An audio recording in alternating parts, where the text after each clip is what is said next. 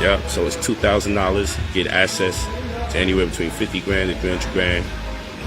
In or around 90 business days, give or take, depends on what you got going on. And I know the most common thing for a lot of people to say who feel they lit because they got over 700 score, over 750, my credit's already good, so I should pay half off. No, what you're calling good credit has no bearing on you getting larger amounts of money, especially the types that you don't have to pay back, especially the type of credit cards I'm talking about. Those scores are indicative of maybe you paying things on time and certain types of things on time. But like for instance, the smart credit card that I showed you, the X1, that's more about income and experience. So it's a different platform. It's a different understanding, a different leverage for credit. Where most times people just want to know your history and if you paid this, that, or third on the time.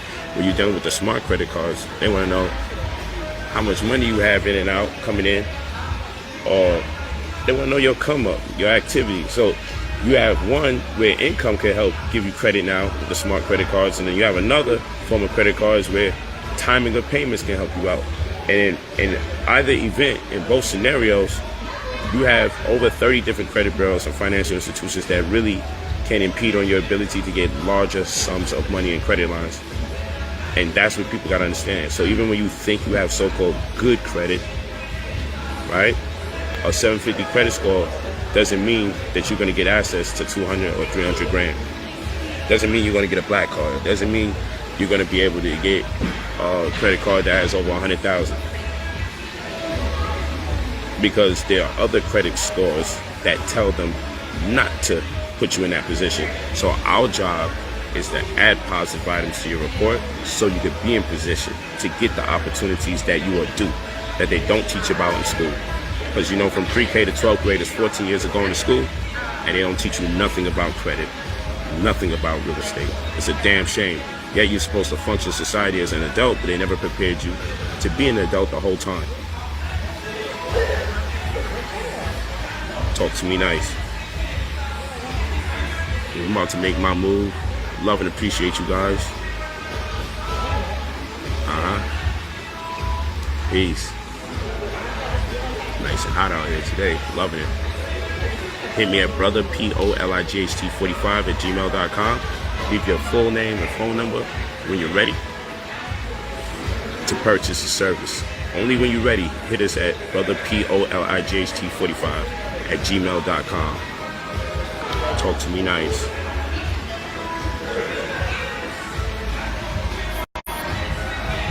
We getting ready.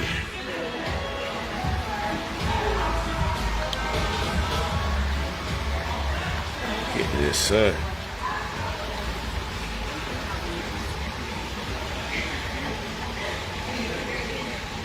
Yeah. Blessings in abundance. I can barely see the screen. There's so much sun out here. Sunscreen.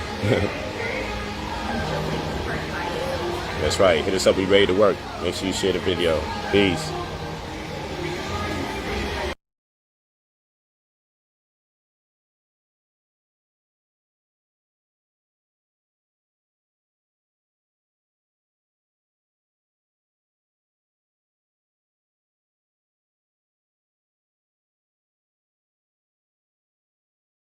Yeah, I'm just getting my videos together.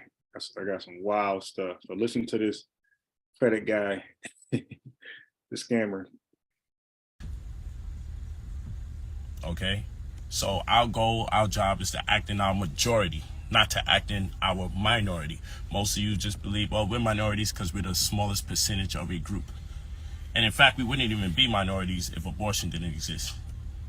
That whole Plan B is part of an agenda to depopulate our community.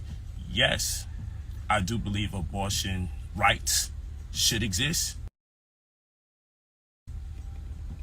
but know how it's marketed and facilitated mostly within the confines of the black community. So we wouldn't even be minorities in a percentile. Okay, that's a lie. That sounds like DJ Focus. They're mixing up Planned Parenthood with abortion clinics. Abortion clinics are predominantly found near white people walking, and Planned Parenthood is predominantly found in black neighborhoods, walking distance. Abortion clinics in white neighborhoods, Planned Parenthood in black neighborhoods. But he's making the same mistake DJ Focus did. He's thinking abortion clinics are Planned Parenthood. As he thinks they're one and the same. How it's marketed in our community.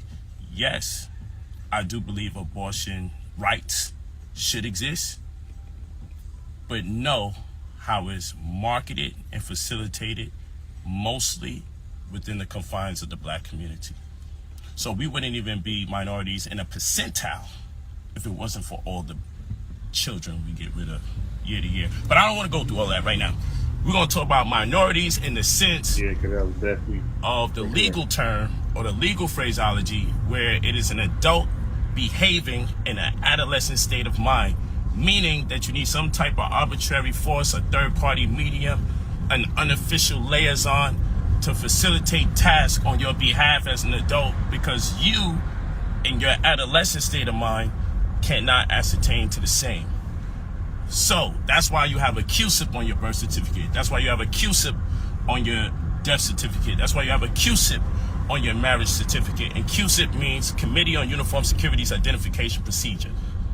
Okay? Keyword is security, because security is a paper certificate that attests to ownership and equity as in the case of a stock, or ownership of a bond as in the case of a debt obligation which has tradable derivatives.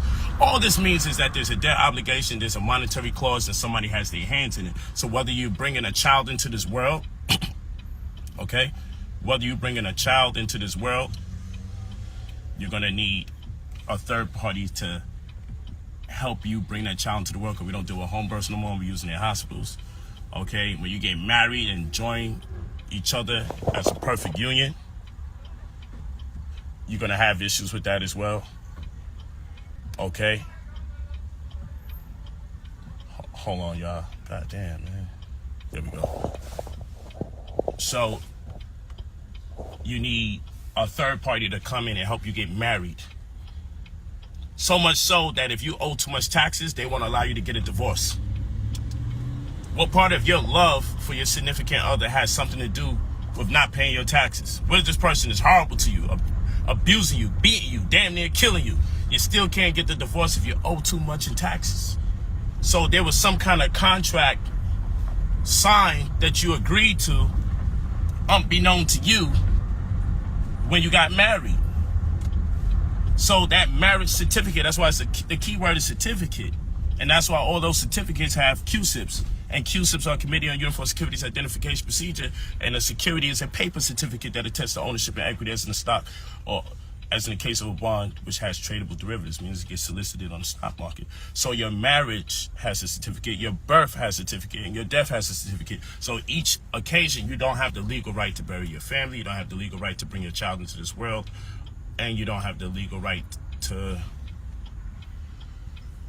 not only be born, but to get married and die, okay? So each one of those, I'm not gonna say you don't have the legal right to do it per se, but we surrender our legal rights. And on account to the fact we're acting in our minority as opposed to acting in our majority, okay? Walk with me. So what's happening is, we're gonna find some parking right over here somewhere. See if we good, right here is good. That's right. So now when it comes to making money, right, I want you guys to take some things into consideration.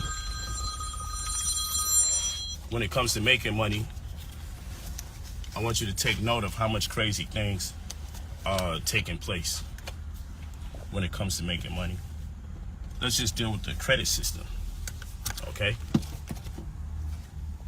The live bugging now. Is the live good? Can y'all see the live clearly?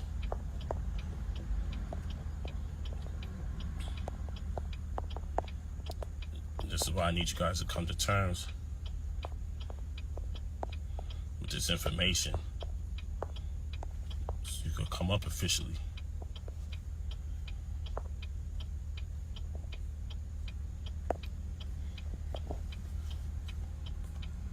Okay. Talk that credit talk. Forever _saucy91. I got you. So many people say, well, I have really good credit, Polite. So that program of yours, I just want to get access to the funds. Well, we get you access to the funds because of the restoration of your credit. But the biggest misconception about credit is that the credit paradigm that you are thriving in is exclusive to the reporting of TransUnion, Experian, and Equifax, FICO. These are the scores that you guys are worried about. FICO scores, TransUnion, Experian, and Equifax. But you can have a 750 plus score. It could be over 750. You still wouldn't get access to the $100,000, $200,000, $300,000 that we help you get access to. Okay? And there's a reason for that. That's because I always tell you that there's over 30 different credit bureaus and financial institutions alike that have a say on your credit future, your ability to receive loans, your ability to get the maximum amount, okay? And so let's talk about it. You have CoreLogic, you have SageStream, you have LexisNexis, you have ChexSystems. You see, I didn't even mention TransUnion, Experian, Equifax, and FICO. That's how crazy that is. I didn't even mention none of those things. So what are those reporting agencies? Okay?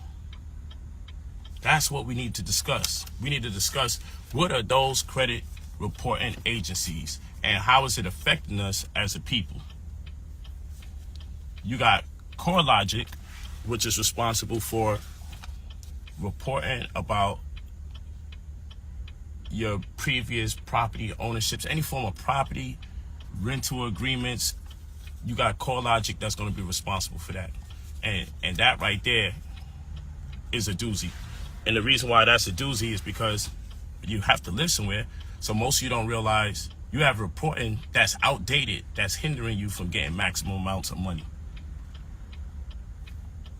Those of you that got child support, those of you that filling out rental applications, every time you get denied on a rental application, guess who's sending that data off? CoreLogic is sending the data off. And so when they see the amount of times you being denied rental opportunities through these applications, when they see that you might have a foreclosure or you may have had liens, or when they see that you went through, you had to do a short sale because you was behind on your property taxes, whatever the case may be. Stop the cap. Is being used to stop the cap. And your ability to receive large sums of money. That's what I help you do when I do my credit restoration. Okay? Now we need to think about what SageStream does. SageStream, stop the cap. Your utilities, deals with your cell phones, deals with the little minuscule bills. Since the beginning of time. Stop the cap. Systems is telling them about your overdraft fees, how much money you have left over after the month. What is your ratio between income to expenses? Or if you put $3,000 into your bank account in 1 month, how much money do you have at the end of the month? And that's being used against you. It's almost like a credit card. You see, with the credit card, they don't want you to use more than 36.6% out of the amount of credit allotted to you. So if you get allotted $1,000, if your credit card gives you $1,000 limit, really stop the cap. $66.66. That's your actual limit. Okay. CoreLogic, CORE. All right, let's get into it. So, matter of fact, I think I should go ahead and let me play a little more of the documentary of King Von before I go into the debate. OGIC, that's CoreLogic, and the other one is SageStream, SageStream, SageStream. That's right, CoreLogic. Life Visions, you got it. Okay.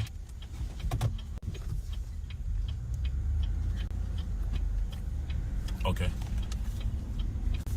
And so you have CoreLogic, SageStream, LexisNexis, ChexSystems. So right now I'm talking about ChexSystems, right? So what ChexSystems does, it'll tell them, hey, in ratio, you don't keep more than 36.6% of the money you put into your bank account, and that gets used against you. Many of you don't even know that you're getting judged for the amount of Openly money. claim that KI made the O, Many of you don't meaning realize that you're she getting killed OD judged and was the for one the that amount of caused money Wick you City don't keep. to change the name of their block to O Block. But the tragedies in O Block were far from over. On the 18th of October 2011, Hold on, let me turn my laptop up. Can't even hear.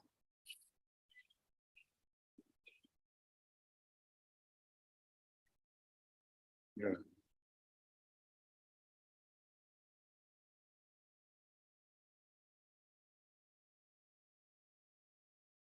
another O Block native by the name of Patoon, real name Edward Riley, would be shot dead inside O Block after being approached by two people with firearms. Another devastating loss to the community would come when 19-year-old Sharoyd Liggins would be shot in the head and left for dead on February the 16th, 2012, also. By the way, these are people who know each other, walking distance from each other, all young boys. Okay. Familiar backgrounds, familiar cultures. And so, I mean, these guys not even 25. And they're raised in homes to think that they got to kill, murder people when they see them.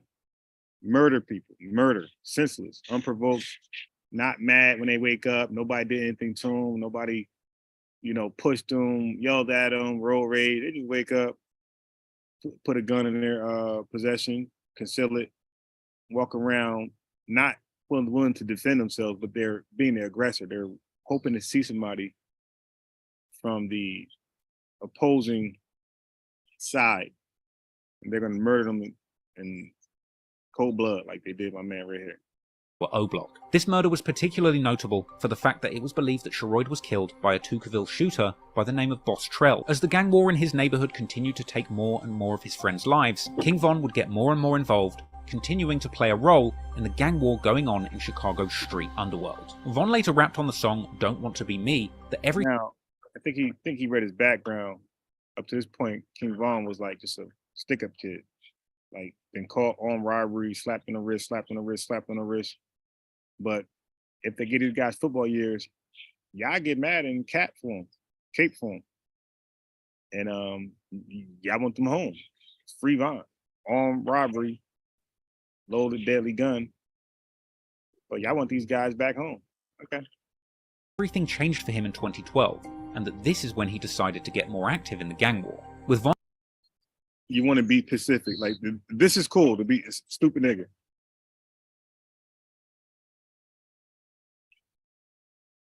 saying specifically that the deaths of OD and Patoon completely changed his plans and led him to put on a mask and get active in the gang war. Now, there's a lot of speculation about the exact murders that Von was allegedly involved in, and we might never know definitively if he was truly involved in all the violence that he was rumoured to be associated with, but the very first murder that Von was associated with took place on April the 28th, 2012, when a group of 4 men would catch a man called King Doc, real name Marlon Monroe, shooting him. You can't be King Doc. I'm King Von. You got to go. Only one king. As he walked into a convenience store. With Doc... Yeah, so that convenience store is a death trap for these simpletons, these savages, right? These super thugs, super predators. That convenience store, you go in there, they never come out. Like, your ops would just sit around convenience stores. That's because they know you got to go in there. Bunch of bum niggas ain't not going to a supermarket. Apparently stumbling into a patch of tall weeds after the shooting, where he would pass away and lay undiscovered for hours. Doc would eventually be found dead by his 16-year-old cousin, Modell McCambry. Doc would be remembered as an original native of St. Lawrence and Eberhart Avenues, with his affiliation to the area likely the reason that the killers from O Block would target him, despite the fact that Doc had apparently left the gang life behind him, becoming a painter to get out of the streets. Yeah, well, that's all sound good. Yeah, your ops didn't get that memo that you left the gang and became a painter. Your ops didn't get that memo. Nah, that's not how this shit works. You signed up for blood in, blood out oath. I want to talk about sacrifices. We'll start here. Apparently hurt by the death of his cousin, Modell, that boy who discovered Doc's body, would then begin to get more involved in the gangs in the area too, beginning to hang around with people like KI and FBG Duck. Hold on. This is KI. This is the female. She called herself the female assassin. So when she got murdered, her mom, she's a lovely girl. Are y'all again? Don't you ever talk about those parents of those white mass shooters. Like these parents hear how, but the mass shooter isn't on social media where everybody knows that he's a murderer or about to be a murderer. He just catch you by surprise. These people are glorifying it. Like, yo, she calls herself the female assassin, and her name is tied to murders or shootings. Were involved in the gangs in the area too, beginning to hang around with people like KI and FBG Duck, as well as being seen on social media with guns. In fact, it's actually around this time that social media begins to play a bigger. So now, you guys complain about stop and frisk.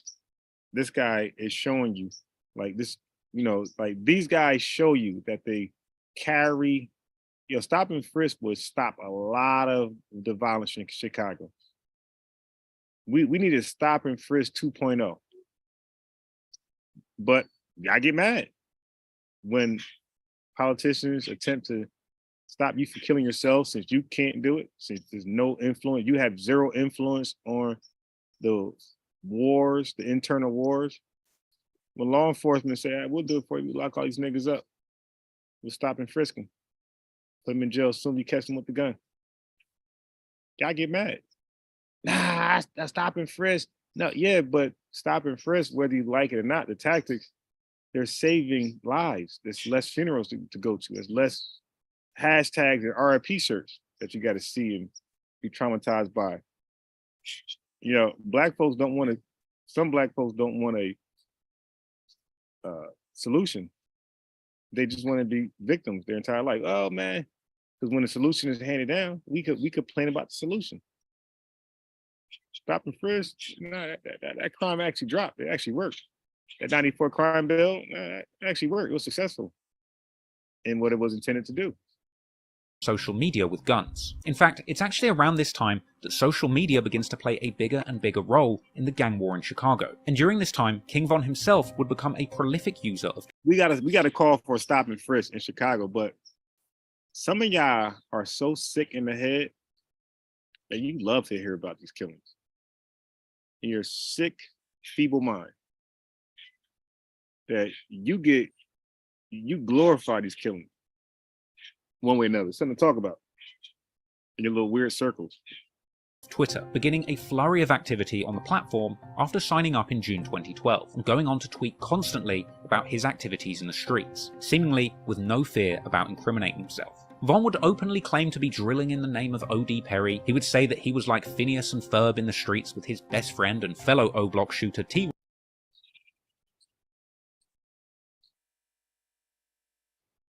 Roy, warning ops not to diss them, claiming to shoot people like it's nothing. He would tweet. You see that? Block shooter T-Roy, warning ops not. So dissing us, what you ain't got sense or something, what you ain't got. In his mouth moving, my gun dancing. Shooter and act like it's nothing. Savage. He's telling you this himself. Not to diss them, claiming to shoot people like it's nothing. He would tweet that he's been drilling from young and even wants to kill cops too. He would say outright that he will whack people. He would regularly diss numerous rival hoods and gangs, and be claiming to be paranoid due to having so many people trying to kill him. Von claimed on Twitter to get so enraged whenever he hears the name Tuka or St. Lawrence that his trigger finger just starts itching. But during this time that Von was tweeting openly about all the crimes that he was willing to do in the streets, these crimes would continue to play out. On August the 7th, 2012, Von would make a tweet saying that homicide is in the air and that it smells like a graveyard. Then, in the early hours of the morning the following day, on August the 8th, 2012, a group of guys from O-Block, rumored to include King Von. For y'all conspiracy theorists, and that's funny because somebody make a conspiracy theory about King Von, all of a sudden, no, and there's a lot of evidence to support these theories. The dude smelled like a graveyard, and next day somebody dead. Von and T-Roy would be out looking for enemies to kill. Dirty Rel, real name Terrell Joshua, an older member with affiliations to St. Lawrence. Peace, Chat, Timmy, Lovejoy, Keenan Wright, E. Bizzle. Eberhard, and Jarrow City, who had actually moved out of Chicago but was back in town, would end up being shot dead and found on a sidewalk on the first block of East 56th Street in Washington Park just before 3:30 a.m. However, in this case, retaliation Catching them riding around demon time, 3 a.m. 2 a.m., 3 a.m., that's demon time. You know what I mean? What you up to? What you selling drugs? Like, what are you trying to do the same shit? Trying to catch somebody slipping at that time? They got you, dummy.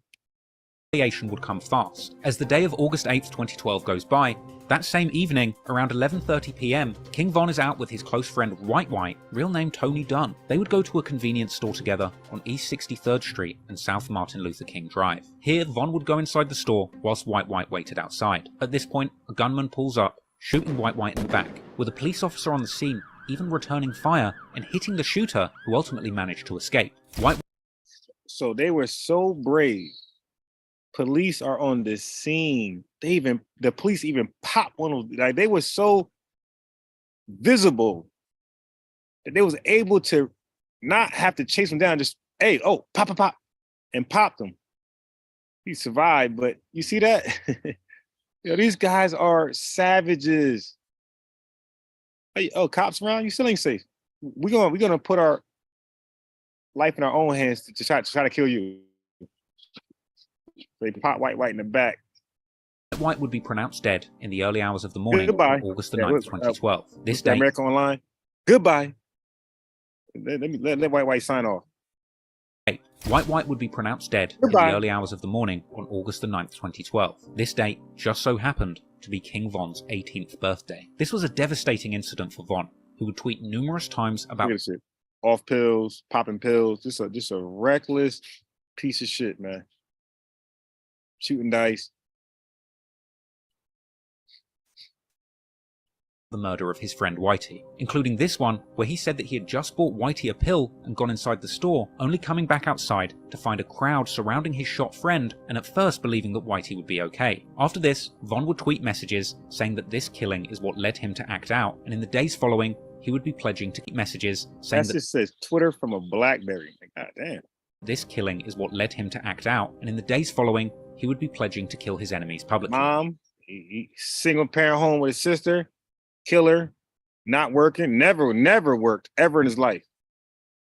But come home, loving mom, electricity, cable, cereal, milk, bum niggas eat. Hot meal, spaghetti, beef stew, all type of shit on that stove for this bum nigga. Raised a mama's boy bum nigga. Killer. Serial killer. Von later elaborated on his mindset around this period in his song Demon, saying outright that witnessing the death of his close friend Whitey on his 18th birthday is the exact thing that turned him into a demon. And Von would rap that after this, him and his right-hand man T-Roy would be doing hits back-to-back to avenge this tragic loss. Von would apparently be trying to kill much more ruthlessly after this, desperately wanting to get at rival shooters K.I. and Wooski, who had mocked White's death on Twitter. In September 2012, King Von and others caught K.I. on the train, apparently beating her up and mocking her on Twitter in the aftermath. Von would eventually catch up with K.I. in much more deadly circumstances, but not for a couple of years. For now, he would continue to gangbang in the streets with his O-Block brothers like T-Roy, ultimately winding up implicated in numerous murders as he continued to seek revenge for the murder of White, and one body at a time, building up a fearsome reputation as one of O-Block's most ruthless killers. Chicago drill veteran Tay Capone would tell 16 Shot and Visuals in an interview that if you hung around King Von in 2012, you simply had to accept that you would be in shootouts. Okay, so this is Tay Capone. Let me see if I can look on this nigga. If you don't think King Von is serial killer, and you know he is.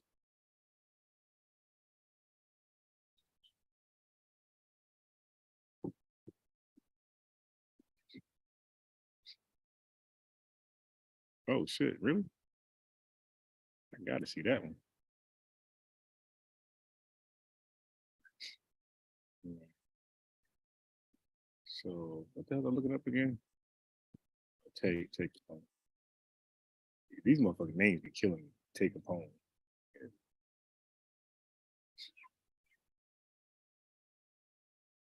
Is he worse than Von and Melly? Tay Savage story. Let's take a point right there talking. Way back when. Tay Savage. So 5-1 Melly Glide.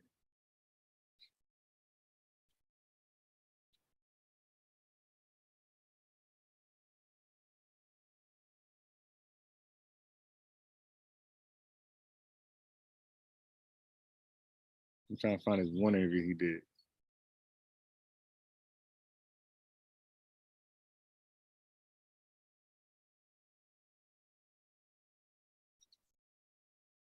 At the time, King shot up.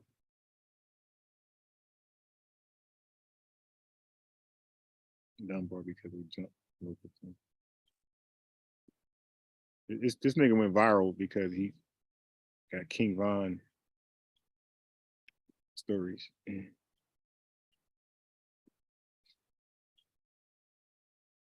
Damn.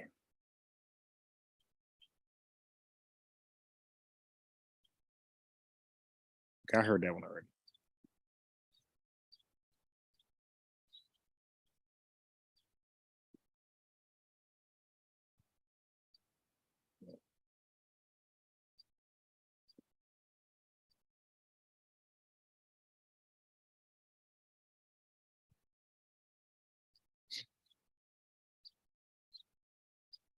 Who's King Von?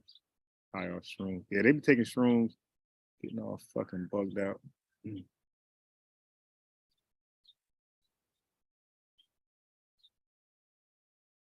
I want this dang.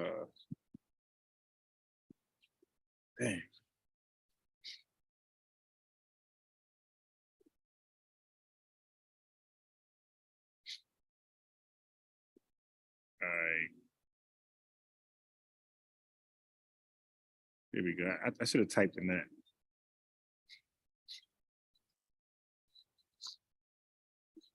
That's too long. He had a short one, man.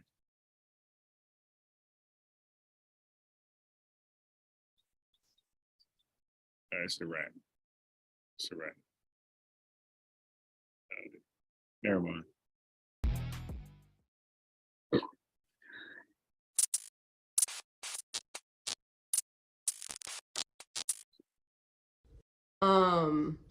But I have something very, very amazing to share with you guys today.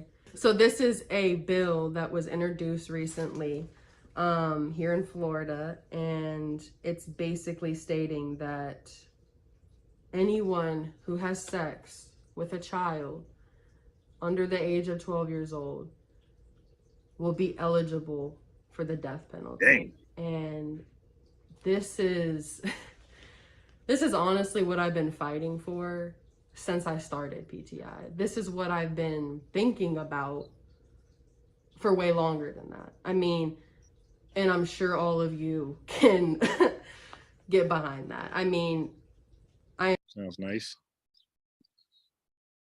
All right. You was hanging with Von, you had to accept everything that came with Von. You had to accept that you was gonna be in shootings, accept that it was gonna be that, and you had to be with it. You feel me? With Von. King Von was on a mission in 2012 to get revenge for the friends that he had lost to the gang war. Losing OD, Platoon, and White White turned him into a demon, he said. So he Let me read this. So Ibiza said, unbiased, do you think that drill culture has influenced the sport cultures professionally after killing with the gear, the warm-up hoodies, the locks? I said, hell yeah. The pregame handshake. Yeah, of course. We all copy the handshakes from the game. Yeah, everybody, like, you know, they watered it down because everybody do it now. Yeah, definitely. He said, blocks, etc. The pregame handshake between players looking like games. Yep. I've seen Chef give you a shout out on this video. But yeah, we're all right. Salute, Chef Jeffrey. Yeah, yeah. Definitely.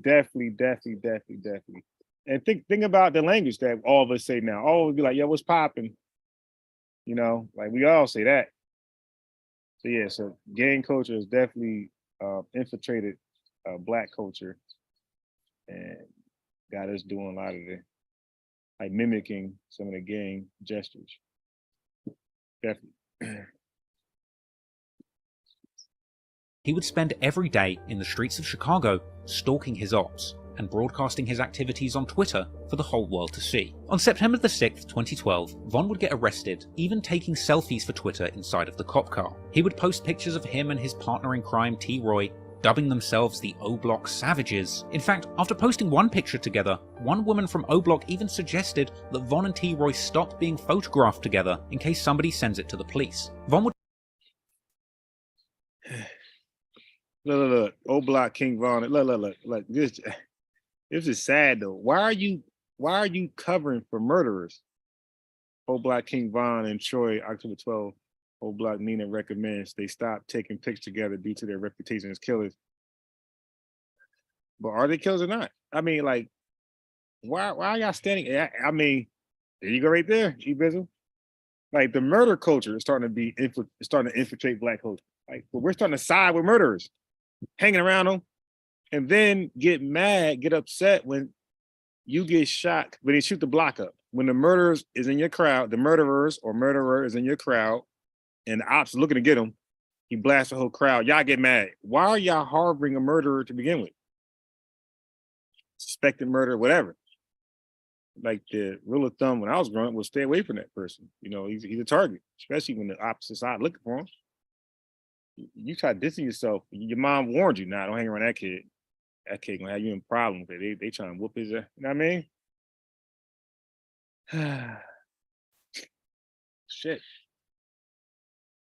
I gotta get a tissue. Hold on. Commercial break. I forgot to. God damn it. Let me give you a light.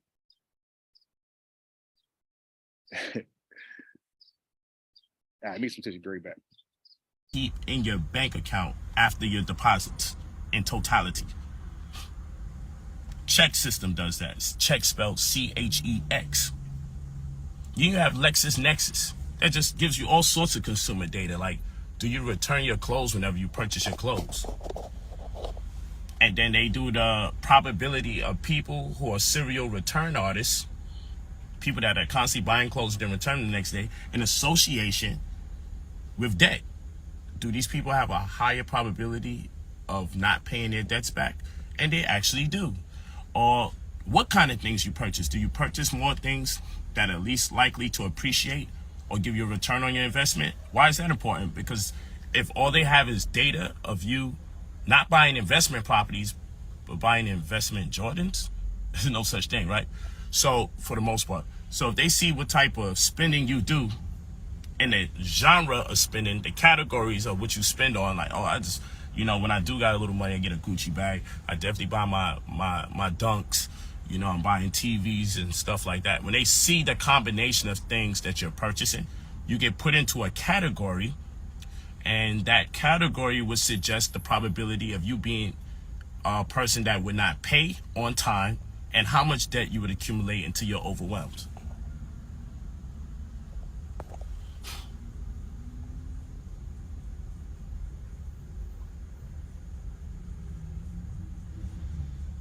See what I'm saying? These are the things that are being used against you. And you could contact these entities and freeze your core system, core logic. You could freeze your Sage Stream. You could freeze your Sage Stream. You could freeze your...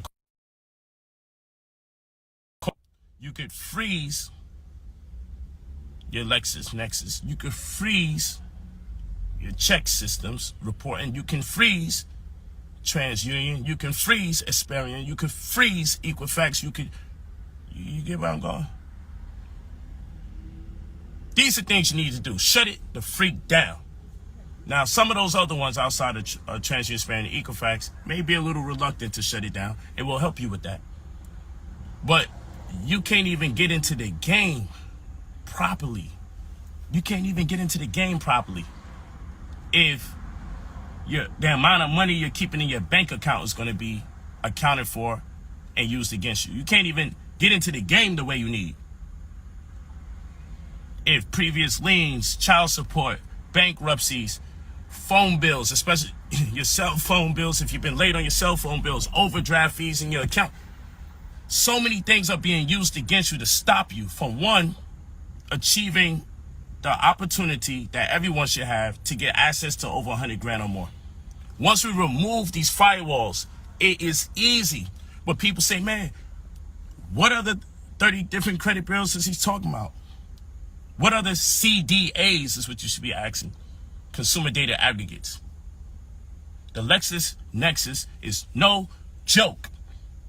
They are shutting you down from getting funds. How you have a business for all these years, or how you even been in the banking system for a couple years or so, you can't get $200,000 loan or $300,000 loan. How you can have a good so-called credit score of 750 and over and can't get a black card or can't get a credit card that gives you over 100 grand. You see what I'm saying? Something's not right with that. Something's not right with that. Hold on.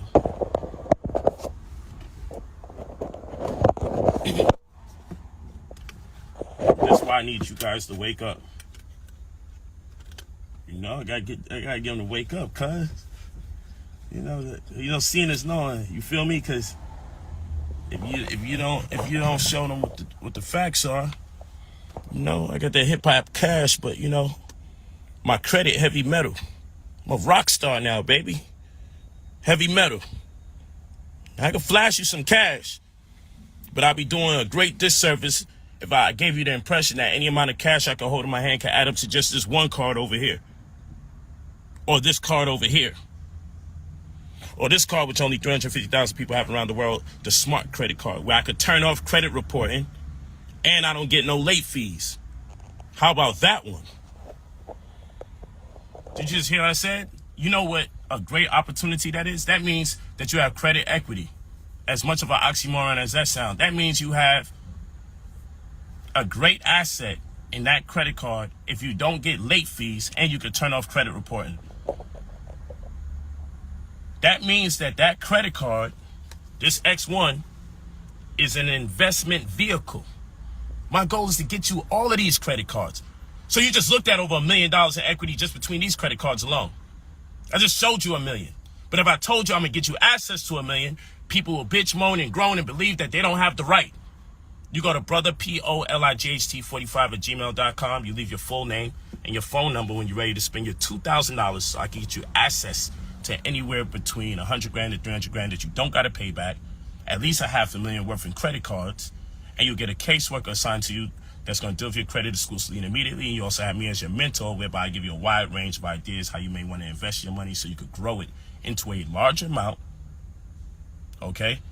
So you have a working business model in front of you, so you don't have to worry about squandering the money or frivolously spending. Incidentally, it may not even be on purpose, but if you don't got a game plan, money goes quick. I don't care if it's $200,000-$300,000, it goes quick.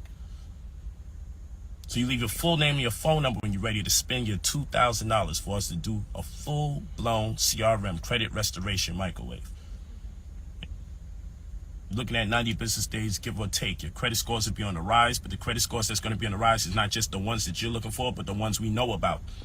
Because it's over 30 different bureaus that have their say in your inability to get the type of funding that you are due. Okay? Canadians also. Just waking you guys up. Time to wake you guys up, man. You go to... I'm back. Let's get it. That Von and T. Roy stopped being photographed together in case somebody sends it to the police. Von would tweet how him and T. Roy's names will bring. So you see how you can do this right here?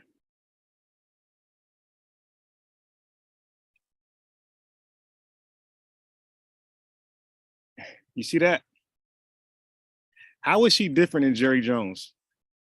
Like, what I mean is, like, if Jerry Jones show up in a rally to stop blacks, or if he shows up in a picture, let's say if he's in a picture with and disingenuous black man, when they show you white people around the KKK, and that's a bad thing according to disingenuous black man, because the KKK are terrorists, right? They terrorize black people, they murder black people. King Von and T. Roy, they're terrorists. They terrorize black people. They murder black people. So how is this broad, this bimbo in the middle, like, safe? Like how is she like not judged, not held accountable, no different than a white person seen in a picture of like a lynch mob or seen with KKK members? Like y'all make up excuses for that the same way white folks did, and I get it, because the person, the Jerry Jones type people that hanging with these type of white folks, they'll make up excuses why they were there, and so will you. That's why you don't get a reaction from me when I see that, because we don't keep the standard for everyone. We'll say only white racist people can't be around.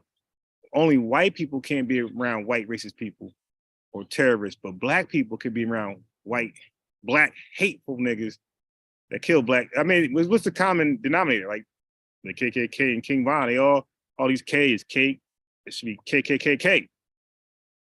Ku Klux Klan, King Von. They all kill black folks. They all got one thing in common. All of them kill black folks.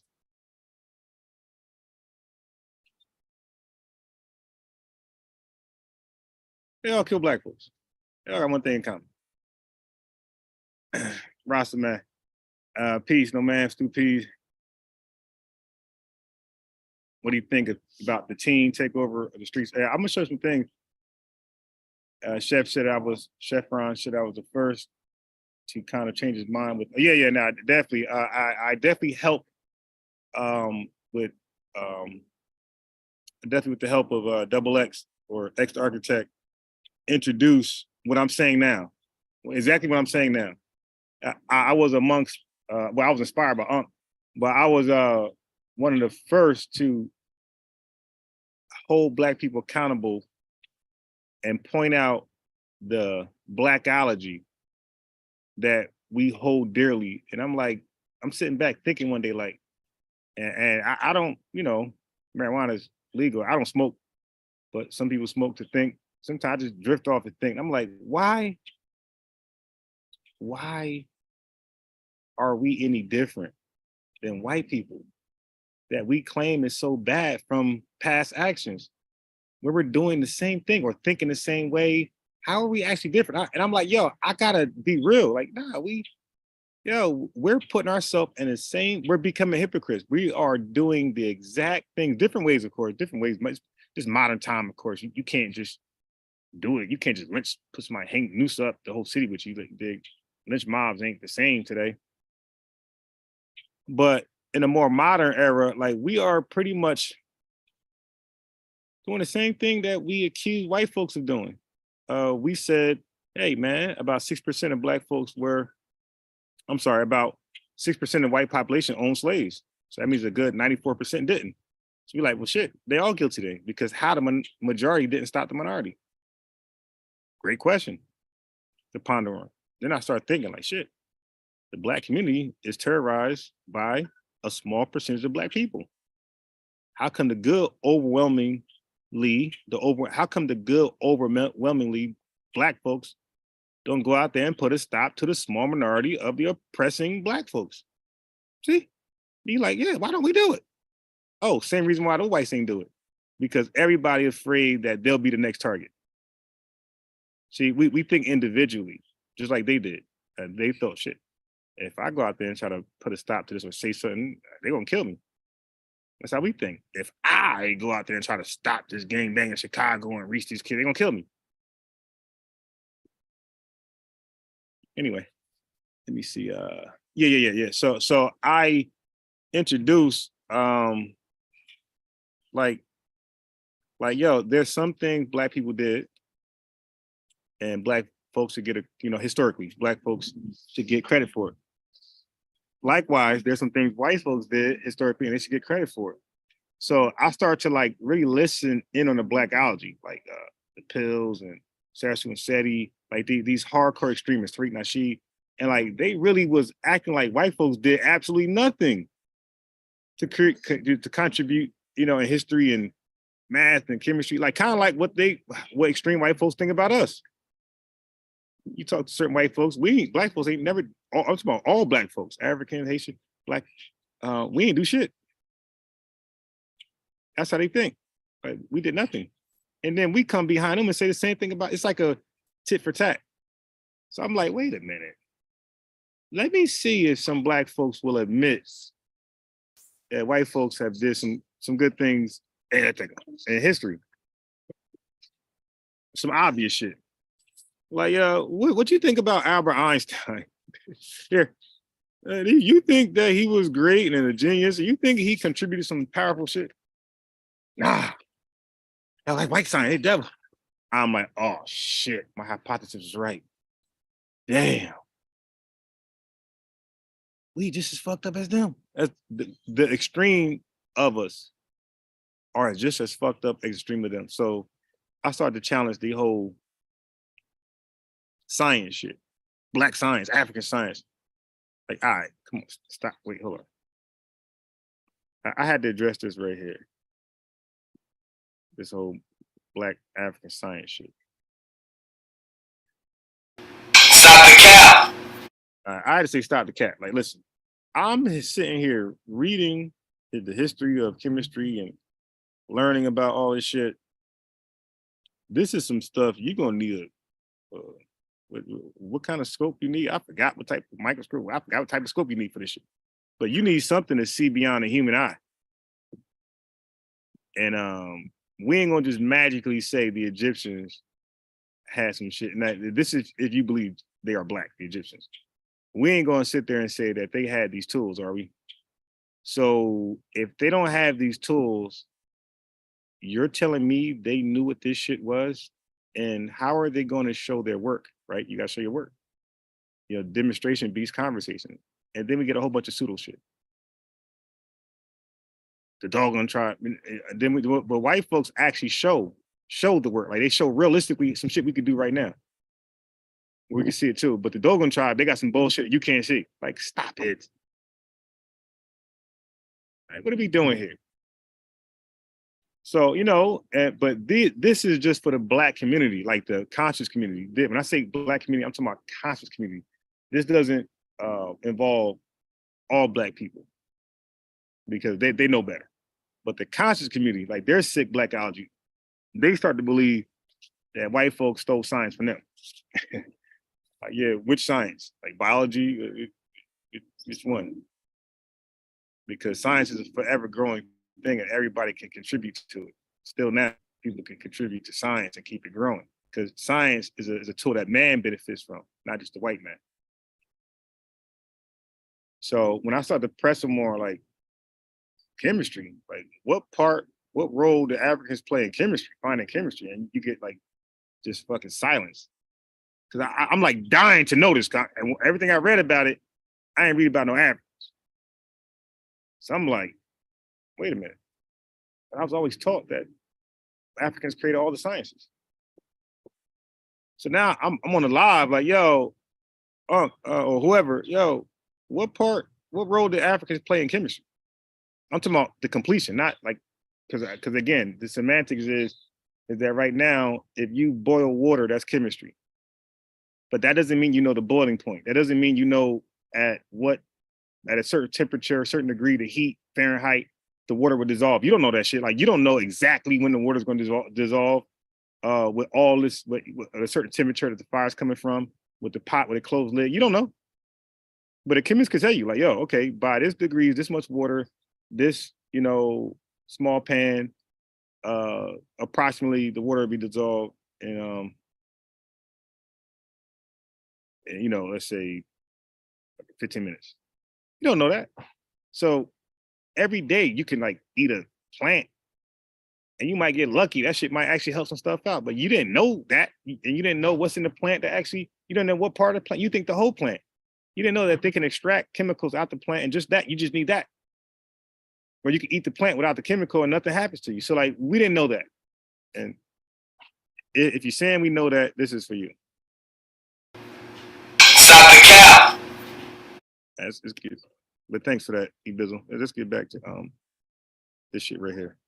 graph together in case somebody sends it to the police. Von would tweet how him and T-Roy's names were ringing in the streets and that people were praising them for doing their thing, regularly using this as a catchphrase to refer to his drilling, tweeting warnings to the ops that he's about to go on their block and do his thingy thing, telling them that they have 2 hours to clear the streets and promising to blast them on sight. Von would even reflect on a conversation that he had had with T-Roy, saying that they can't die soon because they know they're going to hell. Implicating T-Roy. I mean, God, he got T-Roy on. I know T-Roy like, yo, chill out, man. You self-snitching ass nigga like, yo, what's good, bro?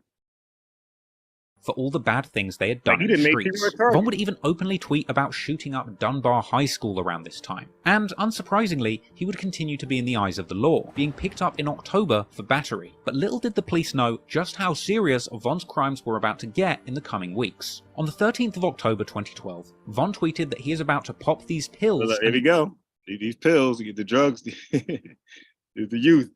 Drug addicts all over again. Spaz out on somebody, expressing frustration that he hasn't taken I would anybody. love for black folks to have a never again moment where we like, yo, crack, drugs killed us, killed off generations, ruined generations, still now, still ruined. Never again, never will drugs, you know, we off the drugs. Nope. Pills, all type of shit we still on. Nope. We don't have a never again moment like some like Jewish people that said never again. And when they say never again, tomorrow, never will they let those events happen again that led to the Holocaust. Like I wish we have a never again moment that led to slavery, that led to Jim Crow, that led to the crack epidemic, that led to like when we gonna have our never again moment? Like, yo, no, that shit is never gonna happen again. Down for a while and saying that he's getting dry. Perhaps a tweet with a double meaning that could refer to sex or murder. That sex the hell out of here. That very same day, Von would tweet that his ops party tonight is getting cancelled. Later, Von is tweeting asking for somebody to come and get him. And 30 minutes later, Von tweets simply, "Ha," followed by 45 Glock me. That very night of October the 13th, 2012, Modell, that same teen who had found the body of his cousin King Doc dead just 6 months before, would be walking down the street with another one of his cousins on their way to meet a girl. Yeah, girls, they're gonna make sure. Now, how the hell King Von or whoever in Chicago knew this guy's going to be walking meeting a girl?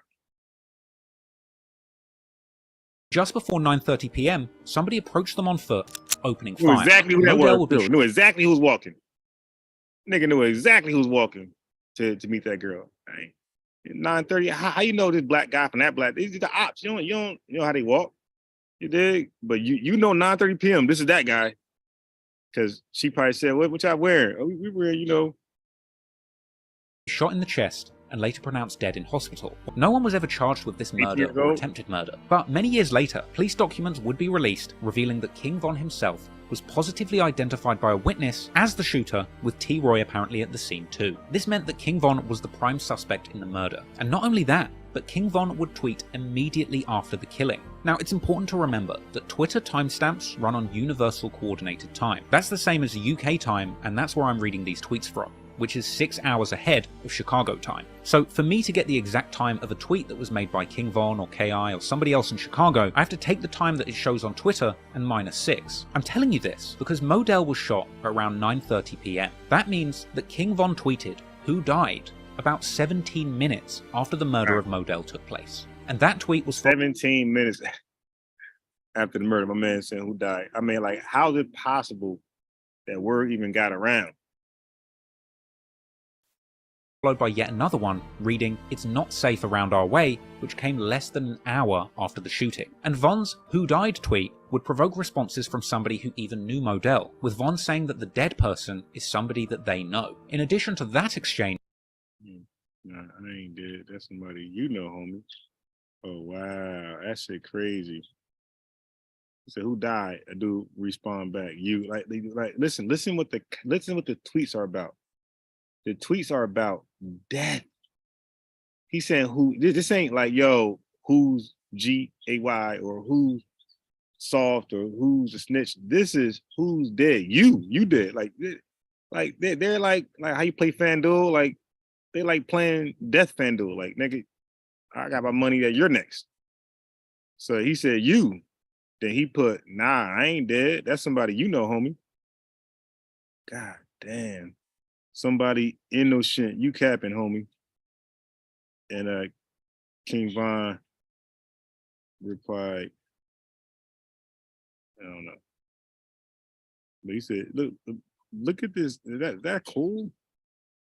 The female shooter from Tukaville, KI, would end up getting arrested not long after this for apparently shooting indiscriminately into O Block, hoping to kill anybody in retaliation for Modell. But then she got out. Like, yo, law enforcement, man, these savages let them right out. They just killing each other. There's no way she'd have been out shooting that. Ain't that a mass shooter? You just shooting indiscriminately towards a crowd of people hoping to hit somebody? It's a mass shooter. None of Guys this are serial killers and mass serial killers. They're mass shooters and serial killers all in one.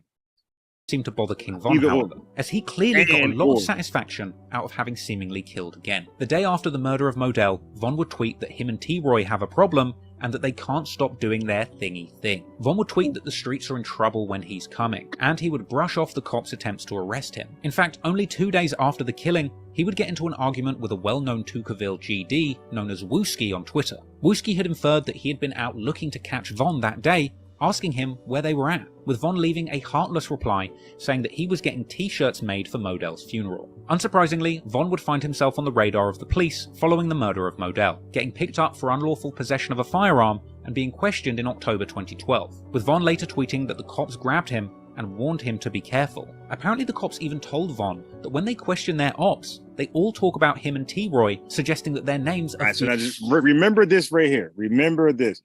Because when he debate the dude King Dave, street native of Chicago, remember this right here. Remember this. King Von said he was picked up by the police officer, detectives most likely.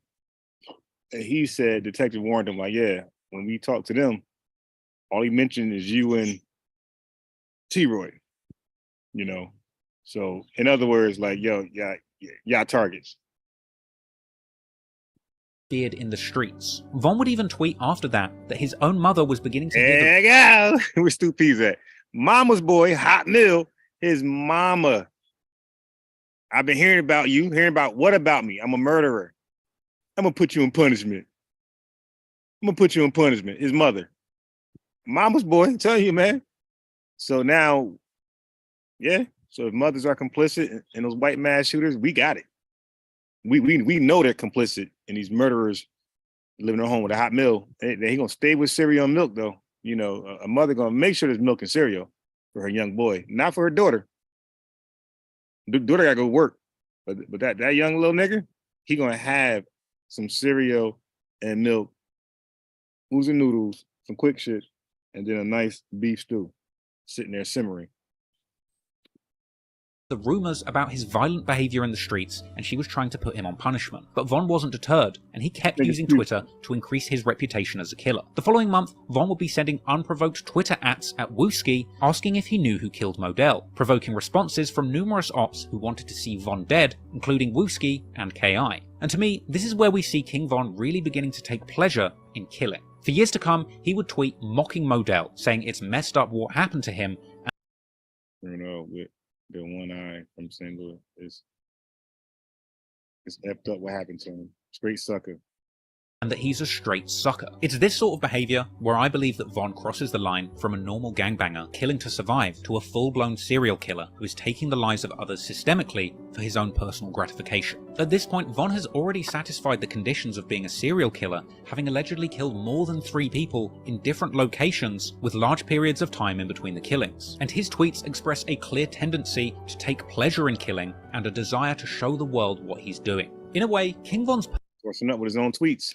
purpose in life at this point in time wasn't just revenge and murder for sport. It was about doing these crimes and giving the world clues about what he had done. And as the story goes on, you'll see King Von constantly hint towards his crimes on social media, in his music, and even on television. But now, the pattern had emerged, and Von clearly had a thirst for blood. He was becoming a talented shooter and not facing any consequences for these crimes. And so, in the coming months, Von would be rumoured to have been connected to at least 3 more murders, with the police only catching up to him when it was too late.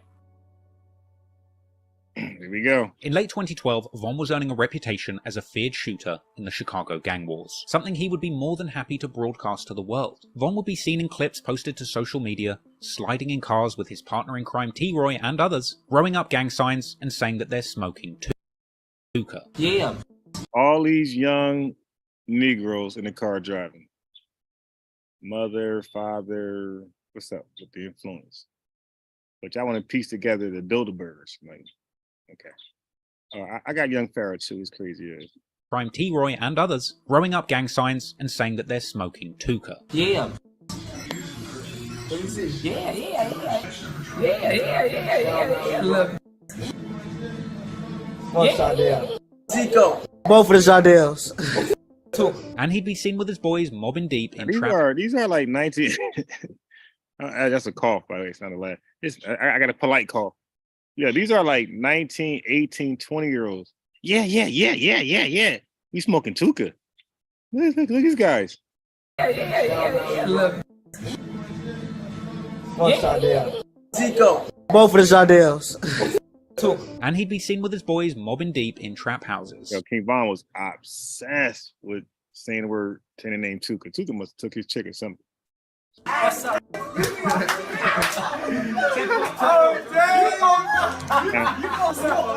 They in somebody's mama house. That's right. Like they know what these kids do. Smoke.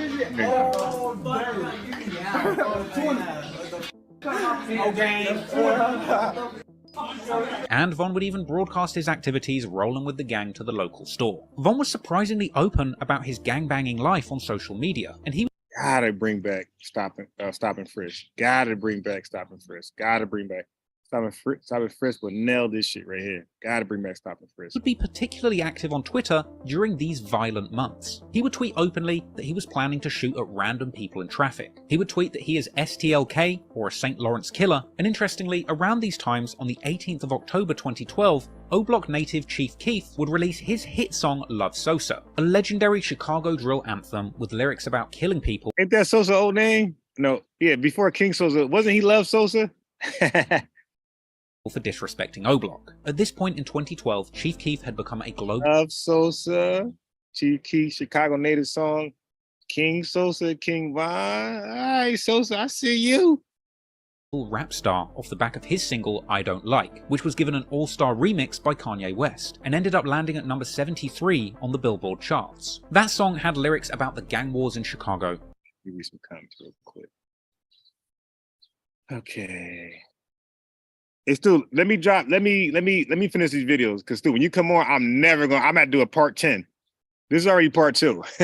I'm never gonna be able to finish. I got a lot of shit, because I gotta play some of this. I'm only playing this so I gotta talk, otherwise I'll let it play freely, but I'll definitely get a flag from Trap Lord Ross. He's definitely gonna flag. And I wanna give y'all the backdrop of King Von's alleged involvement in these murders, his officials, street background. So when y'all watch the debate, you'll know for yourself, because it's pointless for me to play the debate now, and y'all don't know y'all just hearing them both reference this video, this documentary. So they're gonna reference this documentary, by the way. So that's why I'm playing this. Like I have to play some of this, and not all of it, because I want y'all just to get some stuff, and I'm gonna stop it. And with enough time, I play some of the debate. But if I send a link, I'll never finish. It'd be like it'll go forever. All right, so I'm very skeptical of this new group giving advice on IRA accounts. Yeah, exactly. Yeah, those guys. Never listen to a non-professional about investing. Black people enslaved other blacks, period. Reckoning wars, Barbie wars, select outrage. Yeah, exactly. Select outrage. We want to make it slavery. Yeah. We were quick to defend Angel Reese, but won't say nothing about many other important things. Seeing the child started cleaning the library. If it wasn't all white, so it was a black man that discovered for synthesis. It wasn't all white folks. I mean, I never said all white folks. Yeah, I never got that. But I do know this. I do know science started with white folks, the Greeks. So the philosophers, right? Because there before there was a scientist, there was philosophers. So even like the Greeks, they white folks don't even call them scientists. They call them philosophers, because they were missing certain tools. They had a lot of theories, a lot of hypotheses, but they didn't have the overall smoking gun to prove. So they were just called philosophers. It wasn't until like what's the boy name? What's the boy name? God damn, it was right there on the tip of my tongue. Roman, the guy they put on house arrest. When they start to like now put it together. Yeah. So I never said all white folks, but majority of white people hands was all over science and more specifically chemistry and biology. You dig, and possibly physics too, but definitely chemistry and biology. White folks hands all over that. Got it, and I don't know why it's so why it's so hard to just give it up. You know, that's like saying like obvious findings, black folks did. White people have a problem giving it up. Like we, vice versa, we the same shit now. So, but can't no Kemetic and Hebrew prove by DNA that they are those people. Kemetics get a pass. Yeah, hell yeah, they get a lot of passes. People, and they Kemetics for no reason. Like, dude, like it's this black African like Kemet bullshit. Like, cause they're caught up on the term Africa. They think because they're people with really no education, they think Africa means black. Like black people, like dark skin. No, you got North Africa's called North. This is the northern part of Africa. These people look different. They are actually different than the sub-Saharan Africans in all ways. Yeah, Galileo, that's him. Yeah, the periodic table, yeah. When they made the last one, yeah, the elements. Right. I'm telling you right now, people do this chemistry shit. If you don't know the elements, you don't know chemistry. I don't care what you did in your backyard, in your front yard. I don't care what you did with a plant. If you don't know those elements, that chemistry is, but again, you don't, if you've been to college and you learned this stuff, you learned it only because to get your degree that had probably nothing to do with chemistry. That means you just passed the pass. But you cannot understand chemistry unless you know the periodic table, right? You know atoms, which is the table, and electrons. Chemistry is literally the electron. The atom, of course, but the electron specifically. Chemistry is all of that goddamn electron. And of course, weights and things like that, kilograms and measurements, but electron. And when I was in these discussions, like, yo, if we're talking chemistry, you ain't talking about that electron, I mean, why are we even talking? All right, so let's go. And lives being lost. And Chief Keef's music was becoming legendary for painting a picture of reality on Chicago's most... I'll show you that in physics, it's the proton. Okay, physics, the proton. Chemistry, the electron. But people, if you ever took chemistry in your high school, you don't remember. It's okay. Go get your notes, and you'll see that everything you learned was surrounded by the atom, the energy fields, or the electron. You know, come on, let's not be goofy. And you're not talking about electron unless you know. You're not talking about a proton unless you know. Most dangerous block. Of course, who could forget Chief Keef's classic anthem 300, a song with lines all about the young'uns on his block gunning people down, and a track that made it famous to diss Tuka, with Black Disciple rap. The thing is, like, those philosophers was on to something, and like they started to piece together a lot of shit. And when I started to read that stuff, and I read it by mistake, by accident, I bought a book on the Big Bang. It was an Indian guy. His last name is Singh, some type of Indian, either Caribbean or East Indian. But he was a physicist, and he was explaining the Big Bang. But before he even got to that, he felt like it was imperative I learned about all this other shit. And I learned all about the Greek philosophers. I'm like, wait a minute. I never knew that. Wait, what? I mean, I'm reading this book. It's debunking all type of Elijah Muhammad claims. I couldn't wait to talk to one of them. I'm like, yo, wait, what? ask them a question, they all fumbling the ball. But yeah, so it was that book that exposed all the great shit that those philosophers were doing and discovering and uncovering. One day I get on here and read it and bore you out of death and read that shit.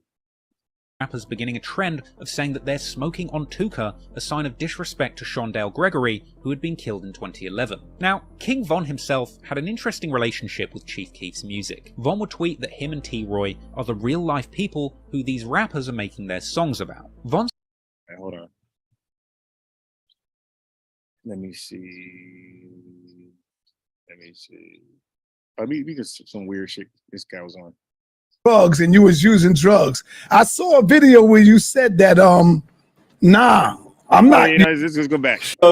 And I swear to God, nigga, I'm nicer than Korea with this combat knife. So if you run up on, swear to God, never live. Because if me and my kids can't live, you can't. Look at this dude, blank fucking stares, crazy as cat shit.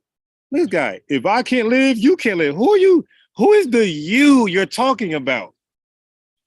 Will never live, your dog will never live. Because if me and my who is this? Like, what person do you have in mind that you're saying can't live and you have access to these people? Are you fucking nuts, bro? Kids can't live, you can't live. Never live, your dog will never live. Because if me and my kids can't live, you can't live. And I swear to God, nigga, I'm nicer than Korea with this combat knife. So if you run up on me, you better be never live, your kids will never live, your wife will I gotta do that in slow motion. You gotta hit a shit. Never live, your dog will never live. Because if me and my kids can't live, you can't live. And I swear to God. All right, here you go. I gotta do this in slow motion. You can see how crazy this nigga looks. Yeah, nigga, I'm nicer than Korea with this combat knife.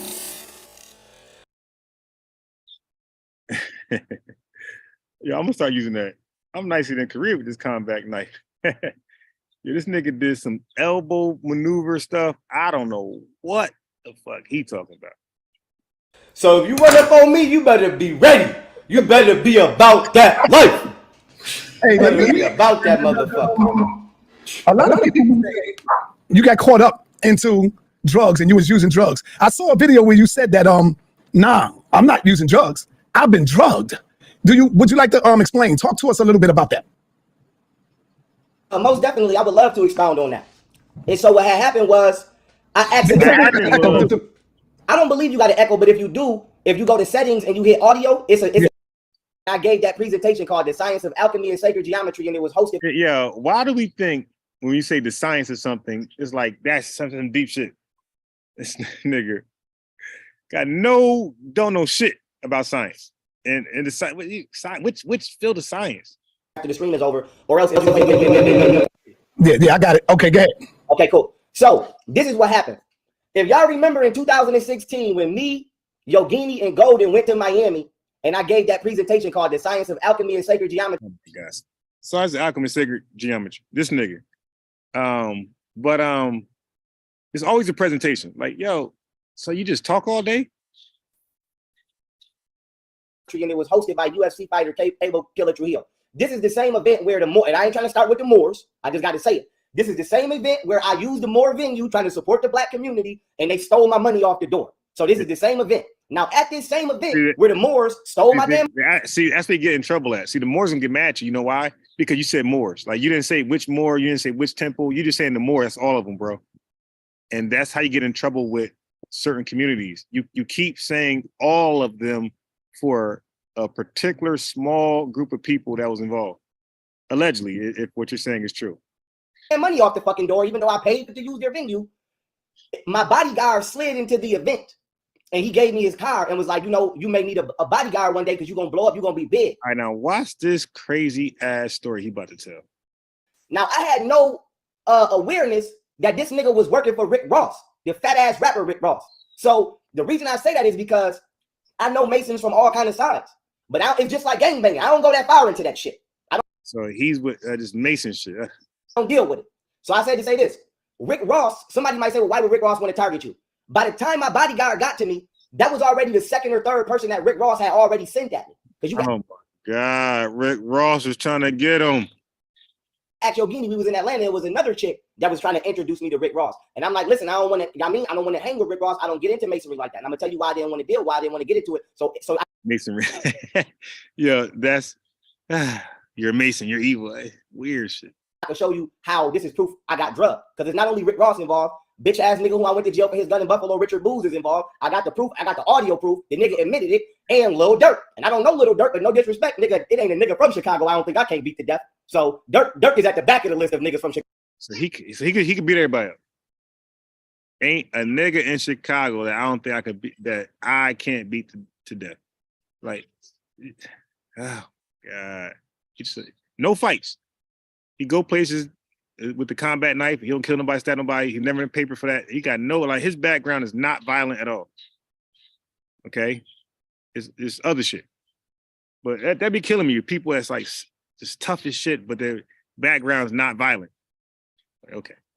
Chicago that I'm ever thought I was scared of. But I said to say this: when I was in Wyoming, a CO that was a Freemason, he was black. He called me off the unit, and but they was trying to see if I wanted to join Freemason. I'm like, nah. But the reason I didn't leave the unit is because I knew in my mind he calling me off the unit at a time I'm not supposed to be off. I ain't got no visit. I ain't got no package. Why the fuck is you calling me off the unit? So to me, I went on my first instinct and I was like, well, shit, I'm not sneaking off the unit, nor do I ever wander these facilities. And God only knows if I would be here talking to y'all if I would have went there. So ever since then, whenever motherfuckers try to get me into Freemasonry, I just politely decline. Now I said to say this, it had already been 1 to 2 females that he had sent out to me trying to introduce me to him, and I kept telling them, you talking about Rick Ross? Politely, respectfully, I'm good. Now, when my bodyguard slid into my lecture, I didn't know that he was working for Rick Ross. To me, it was just like me dealing with Synetter. And not comparing to Synetter, but I look at Synetter as an older gentleman, as smart as I am. I know he got eyes around the corners of life that could give me advice and wisdom. So, you know what I'm saying? In my mind, I'm thinking we could get some money. It ain't gonna be too rah-rah. So I never know if I come over his house, I know how to sit my ass down. I ain't gonna be running through his damn house. And I trust him as an older man to guide me in the ways I need to be guided. So that's how I looked at him. But I had no clue that Rick Ross was involved in his presence in my event. So he gave me his business card. This was in 2016. Now to me, in Buffalo, I'm living where I'm in between white people and Chinese people. I ain't nowhere in the hood on purpose. So to me, I'm like, what the fuck I need a bodyguard for? Because it ain't really no crime where the fuck I'm at. You know what I'm saying? Oh my God. Dude, you don't get bodyguards because your neighbor's fucking crying. You get bodyguards to protect you from people who are trying to target your ass specifically, nigga. So when I moved to Texas, I'm like, okay, I'm somewhere where I'm not from and I don't know nobody at. So let me hire him. So as I go on the road to do my shows, I know since I'm not home, my ex at the time could at least have somebody to call if she needs somebody. So I moved my bodyguard from Miami to Texas, and that was his job. His job was supposed to be protecting my family, but God knows and everybody knows what the fuck was going on. It's pretty much all that we all seen it. But long story short, boom, it was another chick that I had been talking to since 2016. She like 30-something years old, named Jocelyn Netter. Y'all, I'm pretty sure y'all all been watching this shit. So I invite this bitch down here in some way, some way, shape, form, or fashion. After I invite this crusty, dusty bitch down here to Texas, I don't know who all was networking behind my back, but there was an elaborate plot to drug me, throw me in jail and get me lost in the system.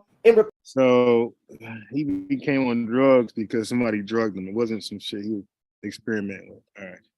Place me with all right, hey, young Pharaoh, try to hold up a little bit on the profanity. I got a lot of sisters in here, and as soon as you said that, I see them in the chat. Oh no, not that. Well, you know, try not to with the profanity. That's not a problem. All right, that's not a problem. So this divisive Jezebel spirited female organism. Okay, yeah. Talk to me like you on those white boy shows, because you don't be cussing on their shows like that. It's a lot better. So this divisive Jezebel spirited female organism, who I figured would be mature because she was 30-something years old. This is why, at least at the time, I was talking to older women, because I figured they wouldn't be doing this. You said that you see Psychopathia show on this. What happened after this broadcast? Now, put his link in the thing. So she came down here and she drugged me.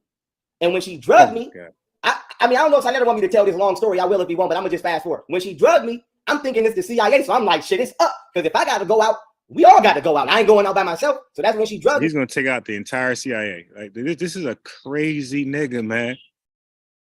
The CIA, he's going to take out. If we're going to go, they're going to put them all in one room, and I'm going to have a grenade, and we all... and a lot of y'all see me. I'm gonna skip some of the story, but I'm gonna just get to the part where I made that video. Y'all see me pouring that water on myself, and I was like, look, I'm not crazy. I know what I'm doing. I'm just kind of effed up right now. And That's what crazy is, nigga. You do things that don't make sense. That's what make you crazy. You pouring water on yourself saying you're not crazy, nigga. That was confirmation you are crazy, allegedly. And I was like, it was another female in my house, and that's when I said, hey, you see me tell Waka Flocka somebody in the head 10 times, right? Then I was like, you see that was confirmation for me though. I'd say that much. Tell Flocka, I was like, you heard me tell Flocka I blew somebody with a shotgun, right? So she was like, yeah. And that's when I was like, I'm a little people Guilford, I'm about to blow this mother. And I was ready to get it in. So then what happened was I go to get the hammer. And when I go to get the hammer, shorty that drugged me then slipped the hammer to my bodyguard out behind my back. So now I'm like, oh, so then that's when y'all see me grab a knife. One of many combat knives. So I grabbed my combat knife. I don't know if it was this one or my other one. They all look alike. So I grabbed my combat knife. And that's when I made the video. And I'm like, listen, I'm just going to get my kids. And I'm drugged. Because always making a video. This activist is always an action guy, action hero, action thug. He's always doing a video. He's always about to do something, and he's always doing a video. Get my combat knife, and I'm gonna get my kids. He's always about to do something. my mind, I'm gonna be driving to get my kids. I know they're gonna pull me, and I just want to be able to say, listen, officer, I'm drugged. I'm really not in control of myself right now, but I know damn well, nigga, you're not gonna put your hands on me because y'all the ones doing it. So goddamn, I'm thinking the police didn't drug me to try to assassinate me. And it turns out that is what the fuck happened. So I told my bodyguard, yo, I think I've been drugged. The police trying to kill me. Yeah, this is what those disingenuous black men think. Like, they really think that their presentations, their bullshit presentations on the internet is a threat to the world governments and the American government. And they really, because they've taken all these hallucinogenic drugs and all type of shit, they really think, they're so paranoid, they really believe what they're saying. It's a crazy ass story.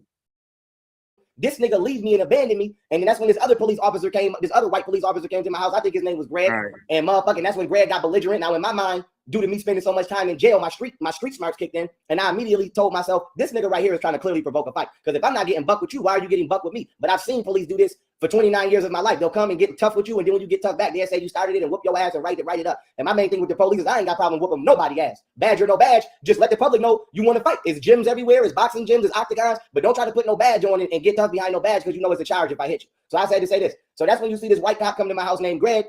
Greg was most definitely deep state. I believe if not he was racist, he was something. But either way it go, he didn't handle the situation properly. If you're deep state, then you don't know if he's deep state, but that's your paranoia saying he's deep. That shit. All seen him trying to illegally get me to exit my property, which was in my name. It wasn't in nobody's name. Fourth Amendment counts. I don't have to exit my property. And y'all see him trying to lure me outside. So what I did was instead of looking like an aggressive. You said Fourth Amendment? Illegal search and seizures?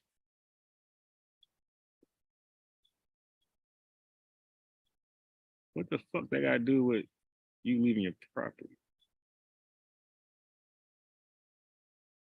All right, whatever. Aggressive black man with face tattoos and shit cussing the police out and then scaring my guests because I also got other people's lives that are in my hands because I know SWAT wouldn't, I know no disrespect, I know that white man wouldn't hesitate to waste taxpayer dollars and use SWAT on one individual. So I'm like, I don't want SWAT running in here and I'm in a combat situation with motherfuckers that don't have nothing to do with nothing. So that's when, to the best of my knowledge at the time, I turned back into a law librarian. I started writing shit on the paper. Now from there, y'all see me drugged and then y'all see me saying it was Rick Ross and I'm just stayed on camera from there. And then I had to recover myself because I actually am. I mean, I would use the title doctor, but I don't want to be arguing with the feds. So I just say I am a healer. I actually understand how to heal. And so he can heal too. Yo, these niggas be doing it all. Earlier he said, I played last time. I could go back at some time. He said he was the best attorney in America, the best black attorney in America. So he's a lawyer. He's a healer, doctor. He's a doctor. He didn't want to say doctor. He says a healer. He's a healer. He's an attorney. He's a scholar.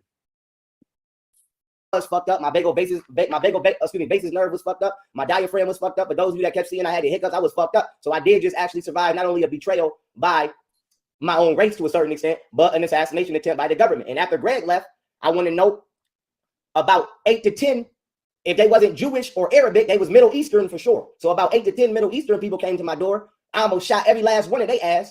I told you, it's always a almost, about to, and then he go live. It's never I got to attempt. This ain't King Von. I'd say that much. He ain't no serial killer. He's a serial liar, but he ain't no serial killer. For that, I got falsely arrested. I mean, I got arrested because I caught some charges down here because my baby mamas and them was acting a damn fool. And I know y'all seen that shit. So I caught some charges down here. And then when I got to Harris County, You know what I'm saying? I look good, but nigga, I know how to fight, nigga. You ain't gonna. Bro, listen, Pharaoh, if you would have stayed with me, hold on, man. If you would have stayed with me, I don't think you would have went through all of this crazy shit, man. For real. So somebody is asking me, hold on, a brother asked me, ask about the YouTube channel blowing up after the Malcolm X documentary and the Tyson Fury cheating, in the Deontay Wilder fight. Right. And his hell no. If he would have kept it cordial with so young Pharaoh could have did everything he did just now. Okay, and still kept a cordial relationship with Sarnetta. He could have did both. But like niggas, like we think when we leave and do our own thing, we got to beef with you. It's like, dude, you could have did your own shit, came live, popping. You could have visited Sarnetta every so often. But we are mad we compete in beef. It's like, hell no, you went through all that. Because we would have, the viewers over here would have been like, yo, you bugging, bro.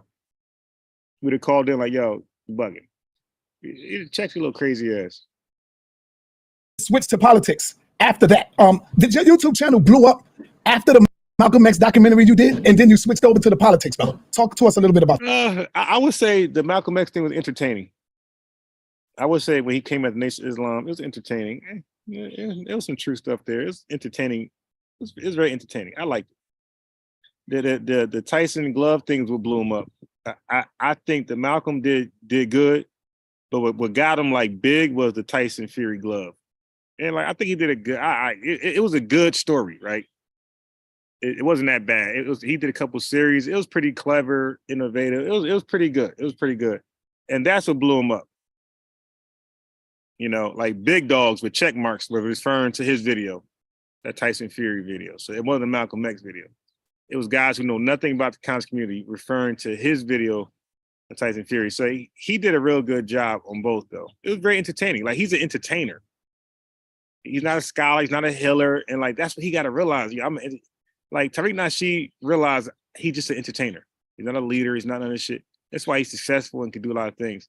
Like, we got to the reason why he can't get shit done because he don't think he's just an entertainer. He thinks he's really that guy.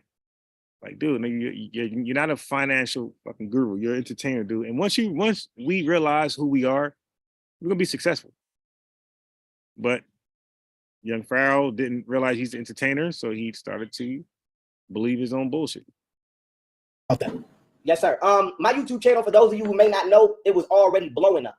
It's like waves. It's like Sarnetta. When I met Sarnetta, goddamn platform was 5 times bigger than mine by the time I went on here. By the time I went on Sarnetta with my little 30, 40 subscribers, no lie, Sarnetta had damn near at least 200K. So I say that to say my YouTube, by the time I dropped that Malcolm X documentary, was already at 200K. If nothing less than 150K, that's minimum. That's me being nice. I want to say it was 200K. Then when I started to expose Tyson Fury for cheating, what happened was I went from the visual audience of the black community to all goddamn audiences of the fight community, because I had already had Asian. And that's what I said. It was that did it. Like, and that's why my name is Unbiased Sports. You see the boxing over here. I was doing boxing before I did what I do now. And my original channel is blown up. The original. But normally all of my channels are going to have something like this. Let me see. Something like this. See the boxing gloves over here? Well, I put that there. This was always there because this wasn't really that channel. Anyway, I'll look something up. Yeah, but my boxing is where it's at. You must be talking about this. Yeah. So I'll play some of that. Yeah, so boxing is where it's at because it's a universal base. It's like all ethnicity. Everybody love boxing. It's like kind of like hip hop. Everybody love hip hop, all races, or boxing also. All right, so let's get back to this crazy nigga. Asian followers.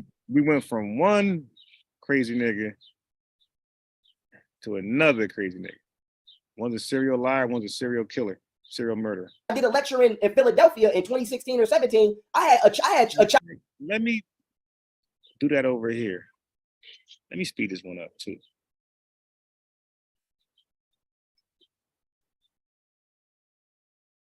Chinese family in there. So I had already had white Caucasians and Asian people coming out. I already had a diverse crowd. But what I did not have was the eyes and ears of the people that watch boxing. So once I started to expose Tyson Fury, like I said, I didn't talk to Deontay Wilder. I didn't talk to niggas on his team. Floyd, no, they all looked at me. And then the reason that it blew up, if you want me to be honest, is because niggas bet money on these fights. So once motherfuckers start feeling like, what you mean I done lost all that damn money and he cheated?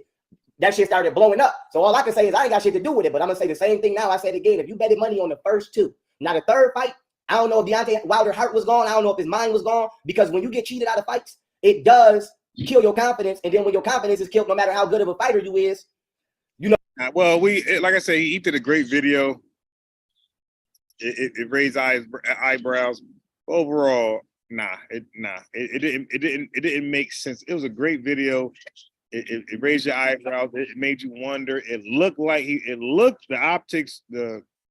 optically, using the watcher term, optically, his word. It looked like it was a cheat, but it wouldn't make sense, because if that was his way of cheating, I don't see that winning a fight. I think that you would lose a fight. Like, so if he did, like, that's like it's almost like it's like LeBron James wearing his sneakers on, like, let's say there's a rule in the NBA where you had to wear your sneakers on the right feet. And let's say LeBron James wore his sneakers on opposite feet, and he played basketball and he won. And people say, hey, he cheated, yo. His sneakers on the wrong feet. I don't see how that could be advantage to LeBron. Or I just don't. I think you're gonna play worse.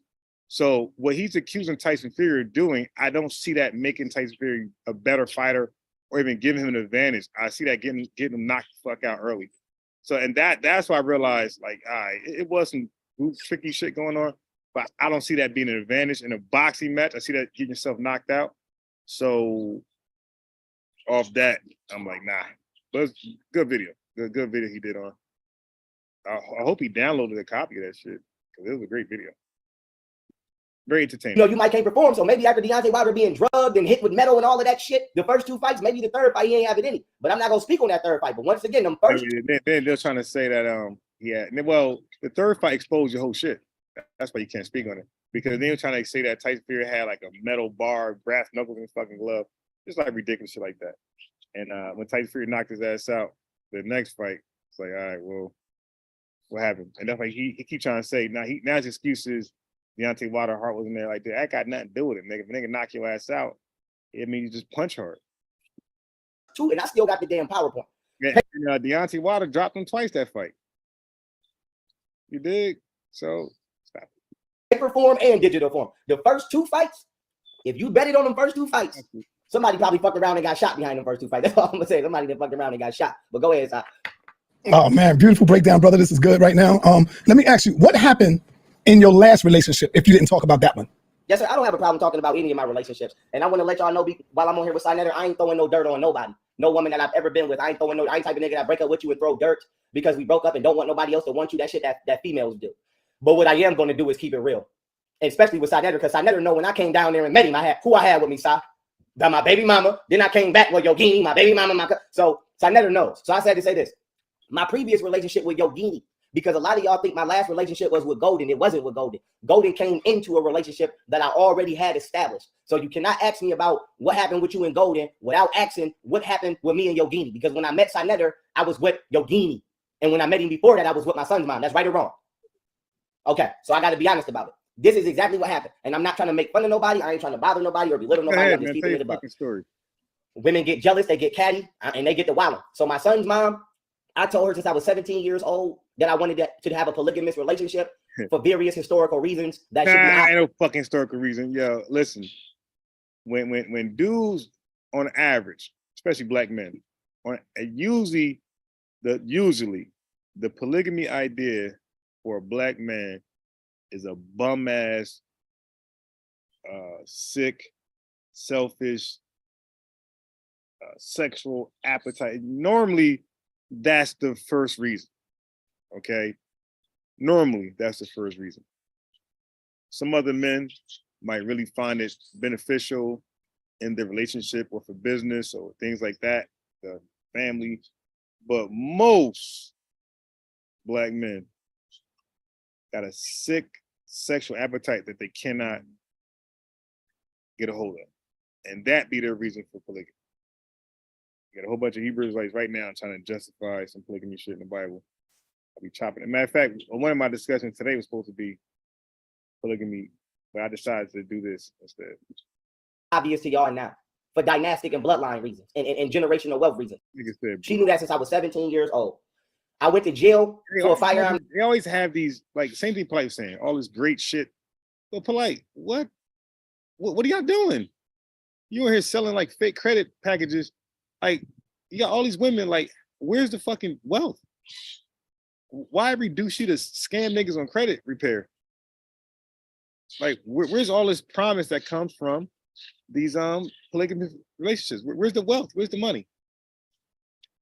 Like, stop it. It never amounts to that. It ain't like the women working and all the checks coming and you paying for a nice. The wise Polite had, if they most likely probably did not have like a good educational background. Because if each one of them got a job, career, let's say 80,000 each. That's 240,000 a year coming in, $250,000. They could live in a big home. You did all type of hours. Somebody probably overnight, somebody probably second shift, first shift, killing it. And Polite can run around and do his entertaining shit, but not the credit shit. Like, you know what I mean? Do some other shit, make money the way people make money now, like just content. Polite came before his time. He thought scamming would get him there. If he just been a little more patient, he'd have been very successful right now just by producing content. Because he was entertaining, he's an entertainer. But his reputation is scarred because of his scamming and why he just can't do it. He still can do it. He still can make money, get a blue check, make money with content, but he faked his life so much that to be the YouTube content creator to make a little money from there, he would have to take a setback. It's going to take a while to build it up and generate some type of real money from that. So that means that, all that fake shit would be gone, like renting cars and Airbnbs, and the money ain't gonna come in for a while. Like, he got to literally like downgrade right now and just like, just don't really show too much, but he won't do it. He's too messed up. That wasn't mine. I got out of jail or prison, but before I got out of prison off a 3.5-year bid, my son mom came back into my life when I had about 9 to 8.5 months left. Let's just say 10 months to be fair. So out of 42 months of wrongful imprisonment, my son mom came back into my life 10 months before I came home. Mind you, I had no contact with her before I even went to jail. So what the fuck and who the fuck she was with before I went, I have no clue. When she came back into my life, she came back into my life as my best friend. She used to be three-waying bitches on the phone for me, all kind of shit. So my thing is, I'm saying that to say this. Women can go outside and be like, well, he was cheating, or we don't know this, that, and the third. That shit is not true. My son mom, when I was in Wyoming, and in the holding center, used to three-way my ex that I was with before her on the phone. So I said to say this, I don't understand why the fuck my son mom came back into my life as my best friend. Now, I knew that my son mom wanted to be my lady because I knew she liked me since we was young. So I told my son mom the same shit that I would tell any female as a man. I gave her good advice. So I'm like, listen, I want to do polygamy. And from all of these years that we've been talking, at least up until now, and 2 years ago, or at least it was up until 5 years ago when I got out of jail, I didn't really see or however long it was, 2015, I really didn't see no flaw in her character.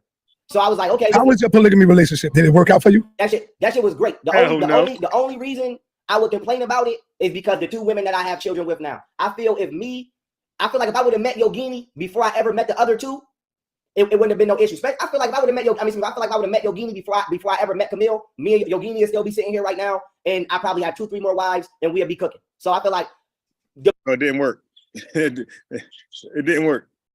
Polygamy was not the issue. Everybody over here cleanly, I'm getting money, I've been getting money, and everybody, like, it's no issue. All the little things people like to say, it was no issue. Everybody over here happy and healthy. My only issue was bitches was jealous of Yogini. I'm gonna just keep it above. Bitches was jealous of Yogini. They was jealous of Yogini. Now, Yogini was the slim one. Yogini was the one I brought down there with you that had the dreads. Yes. Right. Slim one. That means you got some big bitches, right? And you probably showing Yogini all the attention, praising her, taking pictures of her, I got you. Yes. Hey, talk to me about do you still have issues with Brother Polite? What are some of the issues you may still have with Polite? I ain't gonna go through it, but I'm gonna grab it. The issues I got with Brother Polite is all right here. It's all self motherfucking explanatory. So you in the front, he talking shit about you in here too. So my thing is, I got the joint from 2018. I ain't gonna read the whole thing, but I'm gonna let you know. I ain't gonna say nobody did nothing if they didn't do it. Sinetter didn't do this, but I'm gonna just show you the type of shit Polite do. This shit is from 2018 screenshot. This shit say PS. Look out for Sinetter. He's cooking up some new info/rumors about you. You really caught a body with him. He still hurt like a motherfucker. Gotta give you that. Ha ha ha. Now I say that to say this. Polite DM me that, and then he'll run over there and start talking shit about me over here. So my only issues with Polite is this: don't lie on my name, and we don't have a problem. Don't lie on my name. We don't have a problem. I'm not gonna bring up the scamming shit because I got my money back. Anybody else? Maybe he did. Maybe he didn't. He caught me on guard that way. I ain't gonna bring up the scamming shit. Yo, don't lie on my name, and we don't have a problem. Don't lie on my name. We don't have a problem. I'm not gonna bring up the scamming shit because I got my money back. Anybody else? Maybe he did. Maybe he didn't. I ain't got shit to do with you. Right. I ain't got shit to do with that. At this point in time, as a certified attorney, I'm gonna say it's an isolated incident. So my he's a certified attorney. You heard this nigga? shit to do with you. I ain't got shit to do with that. At this point in time, as a certified attorney, I'm gonna say it's an isolated incident. So my thing He's a certified attorney. is I ain't arguing with I it. guess you are. I guess if Moors, you know, some Moors, not the sovereign Moors. See how I keep doing that? When I say Moors, I never say all Moors. I always say the sovereign citizen Moors. Is that hard to do? So I'm only involving the indicting the sovereign citizen Moors. That's it. Other Moors, I always say not all Moors, the sovereign citizen Moors. I always say that. Okay, so if they're attorneys, then why not? If they represent themselves, why not? You attorney too, young Farrell. His ass. I ain't in no rush to go to jail. I ain't arguing with his ass. But what I will say is just do not lie on my name and do not lie and say you ever beat me in that Meta was Decipher debate because you know you did not. Other than that, I ain't got no problem with him. So I ain't gonna bring up no old shit.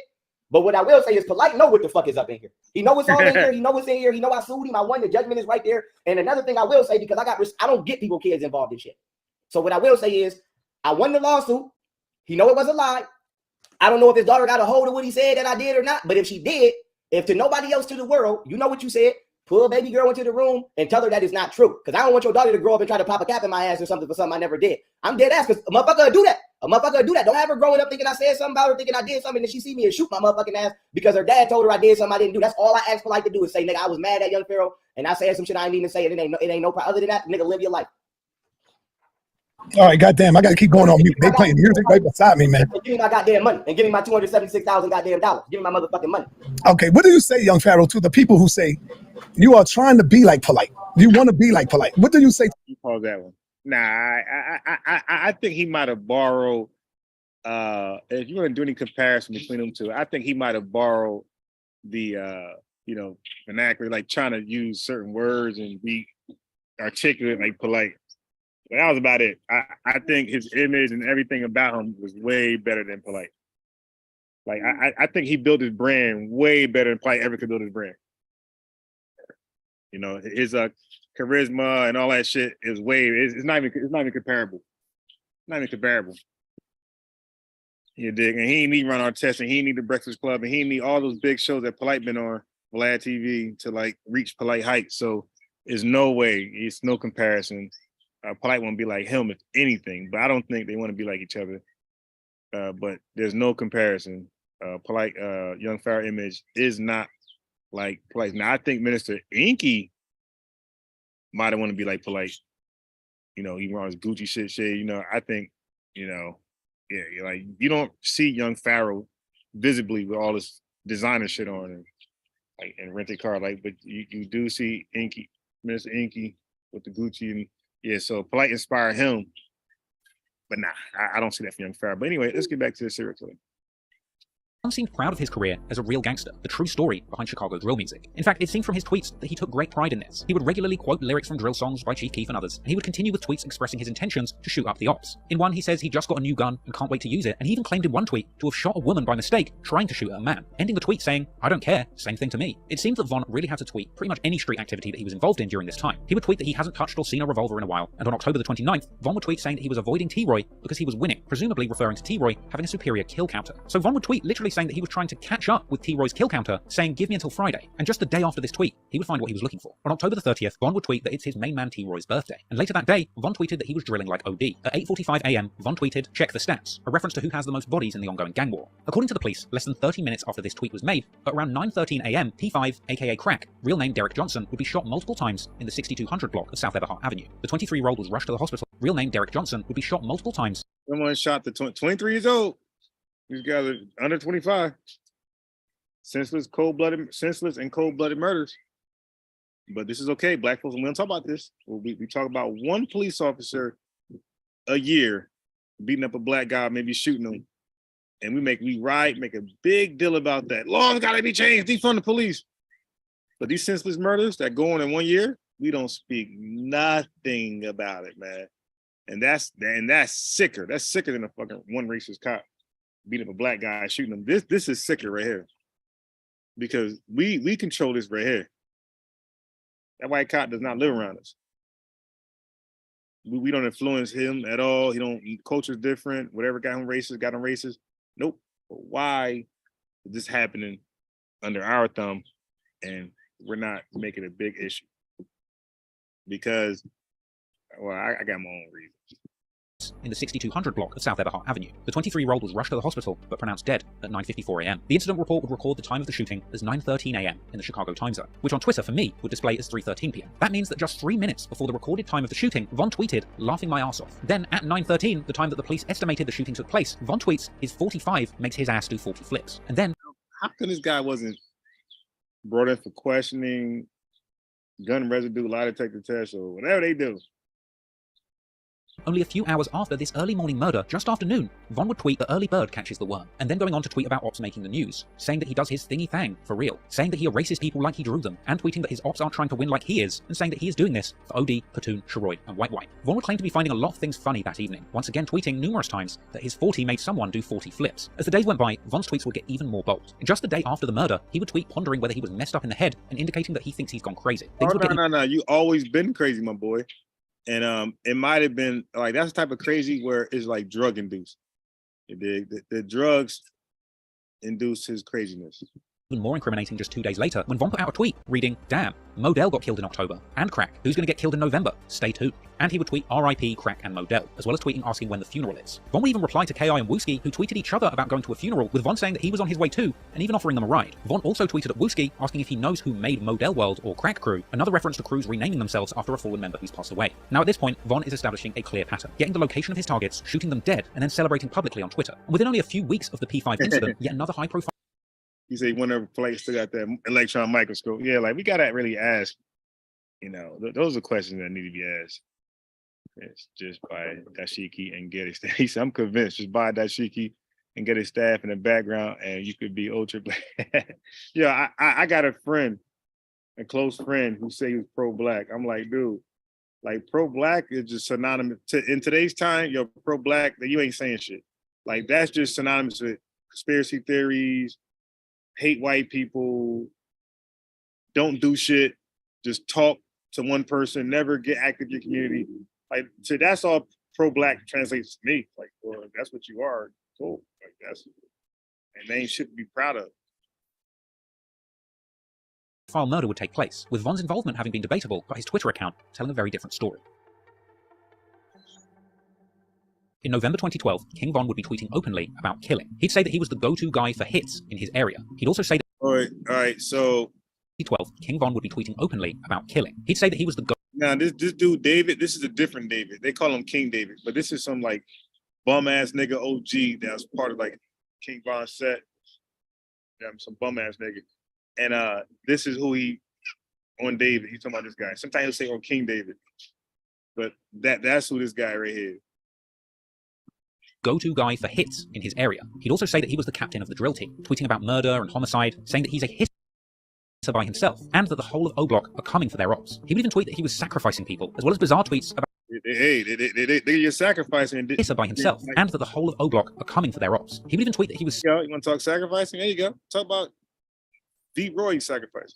sacrificing people, as well as bizarre tweets about how much he liked cereal, something that I personally believe was a coded message indicating that Von was beginning to see himself as a serial killer, something that he would continue to do throughout his career. From here, Von would continue tweeting about wanting to shoot his ops in the face and get up close and personal, alluding to committing murder and tweeting that he had big balls and does things that other people would only dream of doing. King Von would boldly tweet that he will never get convicted of a murder, saying that he would never set himself up to go down for a body. He would mock his ops, saying some make it out alive and some make it onto the news and die. Also during this time, Von would even react to Barack Obama winning the 2012 election, something ironic considering the fact that Michelle Obama apparently also hailed from O Block. But even in celebrating this monumental news, Von would also tweet that a black president with ties to his city simply wouldn't stop him from killing his ops. On November the 7th, 2012, Von would tweet about bodies dropping and beating the case. Later that evening, he would tweet that he was out sliding with T. Roy, who he himself would also tweet, saying that he's about to go and get his gun, before replying to KI, who had just tweeted a list of a bunch of names of people associated with O Block who had been killed, with T. Roy retaliating, providing his own list of people from KI's hood who they had apparently killed, as well as tweeting #bang just after midnight. Then, the following morning, the news would report on the shooting of a 17-year-old by the name of Rodney Stewart, aka Boss Trell. Boss Trell had been— We got 23-year-old, we got 18-year-old Modell, now we got a 17-year-old.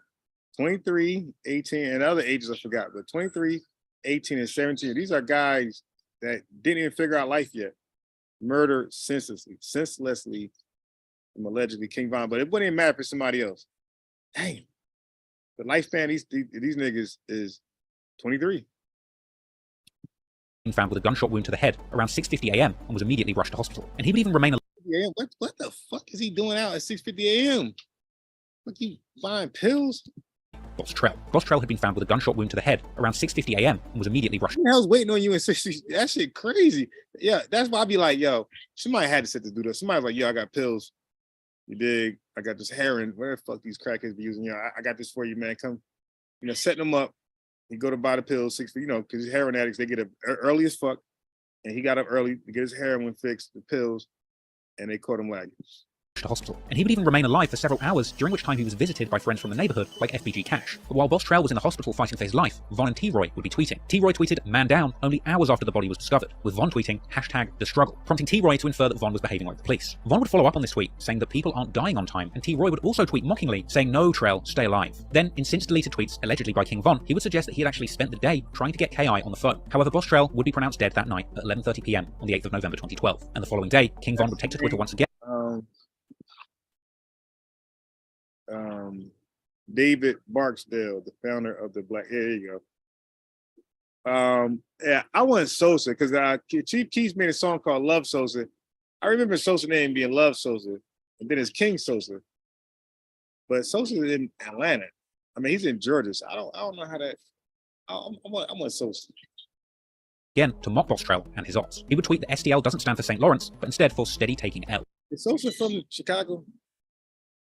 Another tweet would drop with King Von telling people, "Don't worry about who killed who, just be glad that you didn't get killed and shut up." This was followed by another tweet aimed at Boss Trell, saying, "Lol, you ain't a boss to me." Many theories suggested that T-Roy and Von, and possibly others, were involved in this murder. Some have said that it was T-Roy, others have said that it's Von, or potentially even the two of them together. But it is worth mentioning that there's an alternative theory that Boss Trell was actually murdered by someone completely unrelated to this feud, who was apparently— So the story also came out that it could be this guy that killed Boss Trell because trying to retrieve a gun that had been taken from him. But regardless— he felt like maybe Boss Trell robbed him for a gun, and he was trying to get his gun back, so he killed Boss Trell. Who was responsible? Von and T-Roy were certainly happy to see Boss Trell gone, and they would continue to tweet boldly about it publicly. Their ops on Twitter would warn T-Roy over the disrespect, but for King Von, tweeting about the murders going on in the streets was a must. Von would post saying that the ops are dying frequently, and that he doesn't plan on slowing down. He would say that he will kill an op anywhere, and once again reference cereal, saying that he eats cereal after shooting people, another hint in the ongoing joke that Von is indeed becoming a serial killer. Von would even mock the ops for having funerals. He simply didn't care what anybody thought. It seemed that Von was hell-bent on killing his enemies, and he would be hell-bent on tweeting every single time something negative occurred in the streets. However, Von's days would be numbered, and following the next hit that he was implicated in, he would tweet once again, perhaps a little too recklessly this time, finding himself behind bars for over a year. Got him. Over a year. Listen. After the deaths of Modell, P5, and Boss Trell, you would think that King Von would have kept a low profile, but no. He would continue to tweet suspiciously while the killing continued. However, when the next person lost their life, King Von's tweets would go to a whole nother level of self-incrimination, and he would actually find himself on the wrong side of the law. On the 19th of November 2012, 32-year-old man named James Holman, aka Lil James, would be standing on his porch on the 6000 block. So we got an older man now, finally. The law. On the 19th of November 2012, 32-year-old man named James Holman. Nigga gangbang. aka Lil James, would be standing on his porch on the 6000 block of South Michigan Avenue around 8:20 p.m. At this point, 4 people would approach his property, opening fire, shooting him in both the arm and chest, with him being pronounced dead in hospital less than an hour later. Only 23 minutes after this murder, Von would tweet, "Man, not on anything," followed by another tweet reading, "Clown ass." Von was mocking somebody, but we didn't know who or what for. Meanwhile, T-Roy would put out a tweet asking if somebody got shot yesterday. And then, only 6 hours after the shooting, Von would tweet that he kills GDs often. And then, in another rare deleted tweet that somebody else from O Block quote tweeted just 21 minutes later, Von would apparently brag that he has killed 5 GDs and shot 10. With a later So this is what he's saying about himself. I can name 5 GDs I didn't kill them. That's what he's saying. Block quote tweeted just 21 minutes later, Von would apparently brag that he has killed 5 GDs and shot 10, with a later news article even confirming that James Holman, the man who was killed most recently, was indeed a gangster disciple. Furthermore, a police report on the Lil James murder would describe the shooter's height and build, which apparently matched Von's description. Now, Von tweeting that he had killed 5 GDs after the death of Lil James is particularly interesting, because there's always been a lot of speculation on exactly how many people Von had killed and who specifically he was responsible for killing. And at this point in time, Von had been associated with 6 murders in total. So, if Von himself is apparently confessing that he has killed 5 people at this point, then it's likely that just one of these murders he had nothing to do with. From here, Von would continue to tweet throughout the day, saying things like dissing him will get your people killed, and another asking openly who made Crack Block. Chief Keef music. Another reference to the murder of Crack, or P5. Unsurprisingly, the authorities would catch up with Von just 3 days after the murder of Lil James. Perhaps they'd read his tweets. Von's capture would be confirmed by a tweet from his sister from his own Twitter account saying that he would be in jail for Thanksgiving. With Von's So you heard his sister? So now his sister. They'd read his tweets. Von's capture would be confirmed. His sister, damn, my brother in that jam for Thanksgiving, free him, Caleb B. Now look, I mean, now if she's involved, then there's no big deal. But she's not involved, this is just sick. By a tweet from his sister from Take it like she's involved. Then if you're involved, then you know they gotta target her. his own Twitter account saying that he would be in jail for Thanksgiving, with Von's charges later being revealed as unlawful possession of a firearm. Numerous mugshots of Von would later circulate online, and Von would end up in jail for over a year, for a period spanning from November 2012 to February 2014. And in the meantime, his mother, sister, and friends would all tweet from his Twitter account calling for Von. His mother? Spanning from November 2012 to February 2014. And in the meantime, his mother, sister, and friends would all tweet from his Twitter account. Now his mother, notice nigga at least heard the rumors about her son being a murderer, serial killer, part of many murders. And his mother is from his account. Like when you ain't shit and you into criminal activities, when you got the support of your mom or father, you are going bananas. This is some sad shit right here. For a period spanning from November 2012 to February 2014. And in the meantime, his mother, sister, and friends would all tweet from his Twitter account calling for Von's freedom and keeping his name alive. However, Von's sister would also... His mom, look, now his mom, free my son, but look what his sister came out with, Caleb B. Laughing my ass off. My bro, Von, told him about when he come home, he just gonna kill people. Ha. Now, his mom knows this. But she want him free, though. Now, this is funny to his sister, but if she's involved, I get it. If she ain't involved, she's sick. Also tweet that Von told her that when he gets out of jail, he's just planning on killing more people. And ultimately, none of the more serious charges would even stick to Von, and he would eventually end up being released back onto the streets of O Block, where he would, as expected, immediately get back to doing what he loved, drilling and then tweeting about it. Right. King Von's sister would announce from his Twitter account on February 11, 2014 that he would be home from jail tomorrow, with footage of Von cutting off his ankle monitor and throwing up gang signs circulating online after his release. When he got back out, he would be back on the streets and involving himself in gang politics once again. His first tweet out was dissing the ops, of course. He would also openly wonder where T-Roy went, as apparently his partner in crime had ended up in jail himself during this time. Also upon his release, Von would also tweet at famous names in the Chicago drill scene like Boss Top, Lil Reese, Chief Keef, E-Day, Rondo No. 9, and Capo. He would then go on to diss 2 people that he allegedly killed, Modell and Crack, but at least initially, it didn't appear that Von was able to commit any more acts of violence, because apparently, following his release, he would wind up on house arrest for a short period. But that didn't stop him from posting pictures of himself at home, dissing Tuka with a gun sticking out of his pocket. Pictures of Von with famous BD hitters like T-Roy and D-Rose would circulate around this time, with the likes of Chief Keef even reposting them as a sign of respect for the most feared local shooters, with Von also sharing pictures of his crew to Twitter openly, with the caption simply reading, gang members. Von would also tweet about it being a very scary year for the ops, even tweeting disrespectful collages featuring photographs of rivals who had been killed recently. Von didn't care one bit what he was posting on Twitter, and honestly, it didn't seem like the police cared either. Von tweeted openly that he will kill someone on St. Lawrence, promising to shoot ops in the face and kill them fast, dropping mocking tweets about people he had allegedly killed like Modell. He would I mean, goddamn. That's all he talked about. Killing. No women, no money, just killing, murders. That's all. It's a serial killer. pledged to drop even more bodies, even tweeting that he was shooting as soon as he got off house arrest, and tweeting that he just got a new gun and he wanted to do a drive-by with it. Now, on March the 25th, 2014, GD rapper Lil Mark, associated with a crew called 051, would drop a song called No Competition. This would be a remix of Black Disciple rappers Lil Durk and Lil Reese's 2013 song Competition. Lil Mark would essentially use Lil Durk's beat to diss him and his OTF crew from Lamron. But it wasn't just Durk that was getting dissed. Lil Mark would diss numerous people associated with the Black Disciples, including people from both O Block and an affiliated crew of BDs known as 600. Lil Mark's song would mock OD Perry and J Money and see him rapping openly that he is a Black Disciple killer, as well as proudly repping his affiliations to his gang set 051 Young. Guess what? Recently, since somebody's mom got murdered, she was a target. Or someone's gang banging, and she piled on the Twitter feed like, yeah, free my son. And the nigga came and targeted his mom and blew her fucking head off. Free your son? Okay. Oh, you involved? All right. Killed her. He was aiming for the mom. The mom was the target.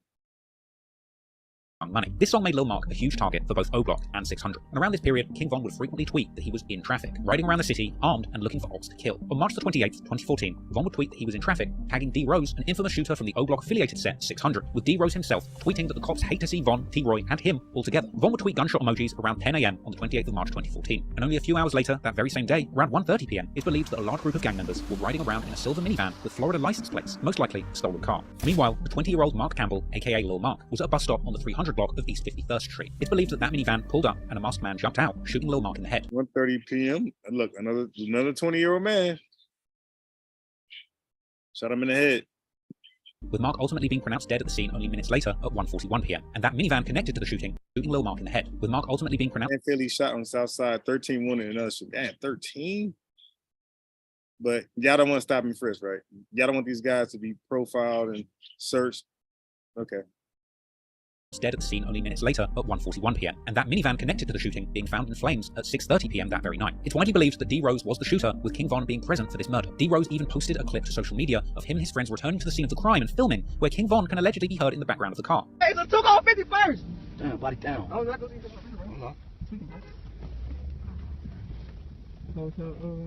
Body down, 51st gang. D Rose would tweet, call him, never heard of him, with a laughing face just 36 minutes after the killing. King Von would tweet, just 42 minutes after the shooting, die why, with a bunch of laughing faces. With this being a sign of disrespect to Lil Mark's gang 051 Young Money. That tweet was then followed by Von saying 051 better keep their head up, with a bunch of laughing emojis. Then he says he lives for this, F the ops. And just in case there was any doubt about King Von being present for that murder, he would also reply to somebody on Twitter discussing Lil Mark, saying outright he just saw the murder, with King Von going on to tweet at other O Block affiliates that they would be celebrating that night. Von was speaking so recklessly on Twitter, his sister would even tell him to go in the house, even going as far to say that Lil Mark's pregnant girlfriend might have been even more disrespectful when you learned that Lil Mark was actually the shooter of Lil Mark, as well as proudly saying that he was smoking on Marco. But Von and D Rose weren't the only ones celebrating the death of Lil Mark, because Lil Durk, the original subject, hunt down, with Durk telling his followers that this was a very special place. Hey, this bus stop right here, this a real famous place, man. It's a real famous place, man. This bus. Look how young this dude, like 19, 20 years old. Just, I mean, they murderous mentality. 19, 20, bro. It's a real famous place, man. I ain't gonna lie. Because of all of the attention from rappers about this incident, Lil Mark's death became news beyond the local Chicago papers, with this killing taking place during the heyday of DJ Academic's War in Chirac series, where Academics would report satirically on the Chicago drill scene and the shocking crimes going on within it. King Von himself would even go on to rap about killing people at bus stops many years later, as well as on the song Exposing Me, where he says that he is smoking Lil Mark and or King Von, plus that he was cold that would seemingly on Twitter or interview about the victim with 17-year-old gangster disciple Jakira Barnes, aka K.I., was a legendary figure in Chicago gang history, with the Chicago Sun-Times describing her in a prominent feature as a... She called herself a hitter. Okay, once seen as not... Keep in mind, she called herself a hitter, and her Twitter feed is the assassin. Okay? Once seen as Shy, Garika, Gakira, or what her name is, Barnes is believed to have become a female assassin before she was gunned down in April.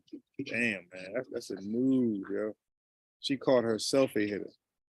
Prolific female assassin in the Chicago gang war. K.I. has been... No, don't try to show no. Don't try to. That's the real Gakira Barnes. Don't show no goddamn history. With the Chicago Sun-Times. Yo, they be killing me this shit right here. They be look at. They be killing me shit like this. And now she a dude here. They gonna show her as a little girl. Before Gakira Barnes was gunned down in April, the teen was known for something almost unheard of on the streets of Chicago. She was believed to be a female assassin. There you go. describing her in a prominent feature as a prolific female assassin in the Chicago gang war. K.I. has been described as the real-life Snoop from The Wire, a reference to the masculine female killer from HBO's crime drama. K.I. herself had been close with Tuka growing up, and her rumored involvement in the killing of O.D. Perry in retaliation would make her feud with O-Block deeply personal. No doubt King Von was obsessed with K.I. Von and K.I. would have extensive back and forths on Twitter. Von would tweet claiming to have beaten up an op girl on the train. Hey, so King Von and her tweeted each other some weird shit. K.I. replying to this saying they're arguing that she had perhaps shot at, indicating that she is in K.I. replying that Von can. K.I. would tell her followers to retweet if they think prompt a reply from Von, where he would say he can tell that she's tough, and jokingly asking her if she's looking for a boyfriend, as well as expressing doubt that she had even beat up his friend. With her replying, The fact he had to look for a boyfriend, he's one joking around saying that she needed a boyfriend, knowing she's like a fucking little boy, just like that's bothersome to me.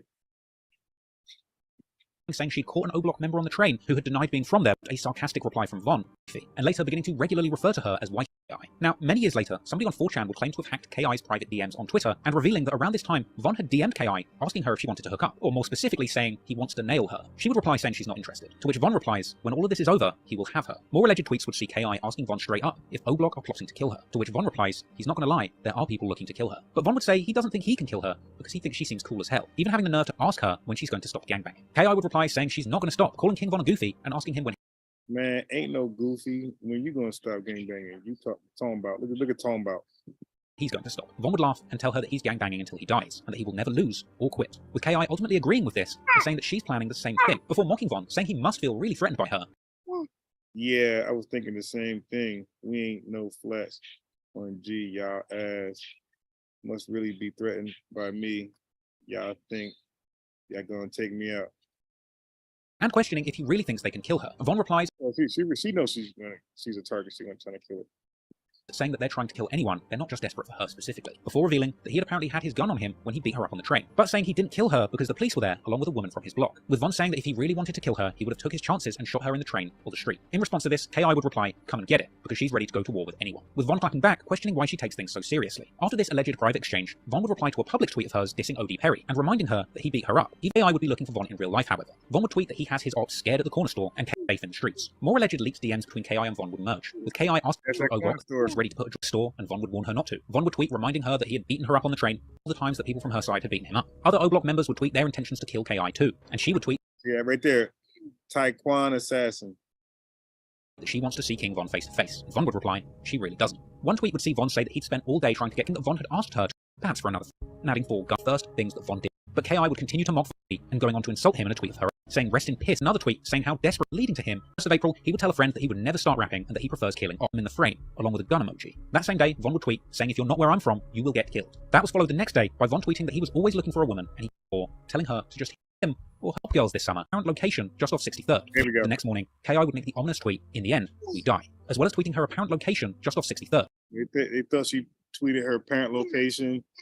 You know, she demon time. She think motherfuckers. She thinks she the assassin. She the boogie girl, boogie woman. Well, Later that afternoon, K.I. would be standing on a nearby porch in the 6400 block of South Eberhart Avenue, only a 3-minute walk towards O-Block from the location that she had tweeted she was at earlier that day. And that was the day that King Von would allegedly find that woman that he had been looking for all this time, as K.I. would indeed be gunned down. they all rappers. Yeah, that's just hilarious. They all rappers. That earlier that day. And that was the day that King Von would Rapping has become the new bum nigga job. Like everybody's selling crack, everybody's selling weed.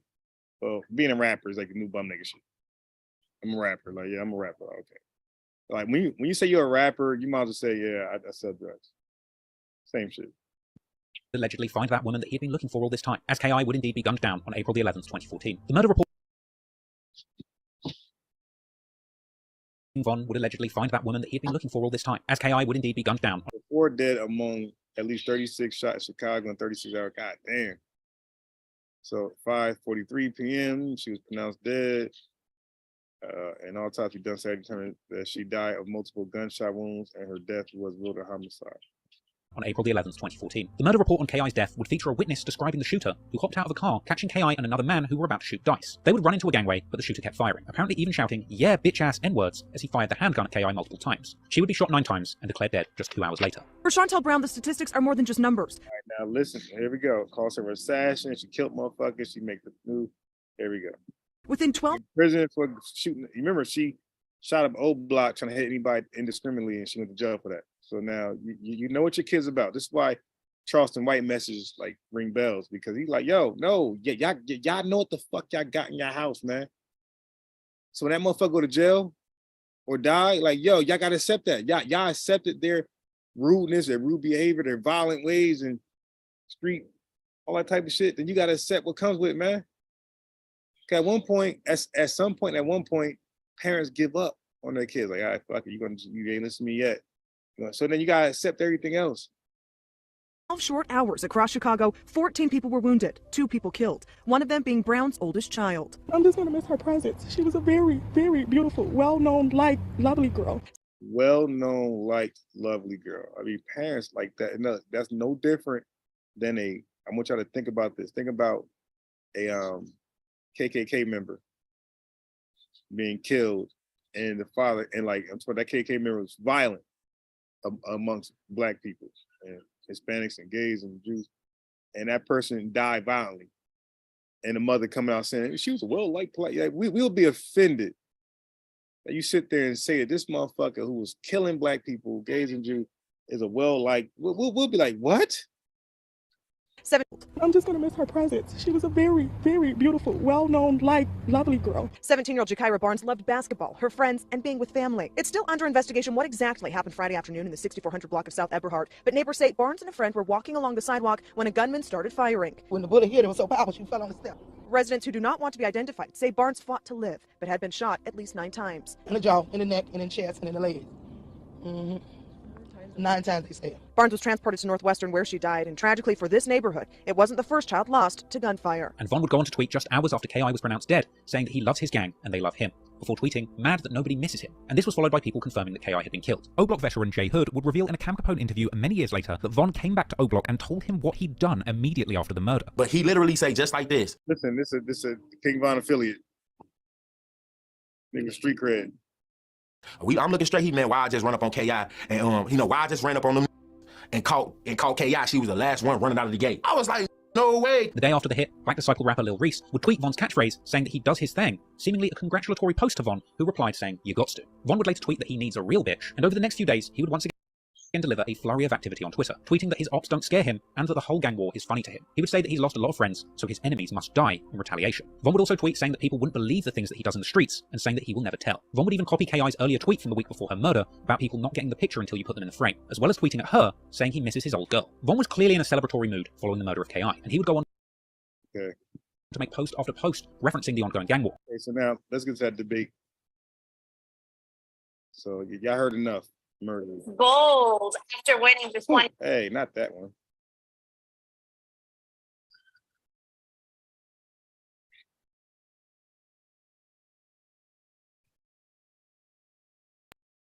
To those accusations there. I don't know. People been saying that shit since I first came on the scene. And I feel like I ain't trying to be like Polite. I'm trying to be like Akhenaten and Oda Nobunaga. So, you know what I'm saying? All the great kings of history had multiple wives. All the great kings of history had immense knowledge. My thing is, how can I be like somebody that I was better than the day that I ever went against them? Polite ain't never beat me in no debate. Polite ain't never beat the niggas in debates that I beat. Polite ain't the one that caught Nancy Pelosi. I'm the one that caught Nancy Pelosi. Polite ain't the one that went up there and snatched Hillary head off. I'm the one that went up there and snatched her goddamn head off. So my thing is, I'm not this crazy nigga, yo. He snatched what the? This some crazy shit right here, man. Than the day that I ever went against them. Polite ain't never beat me in no debate. Polite ain't never beat the niggas in debates that I beat. Polite ain't the one that caught Nancy Pelosi. I'm the one that caught Nancy Pelosi. Polite ain't the one that went up there and snatched Hillary head off. I'm the one that went up there and snatched her goddamn head off. So my thing is, I'm not gonna take nothing from Polite. What are you talking about, bro?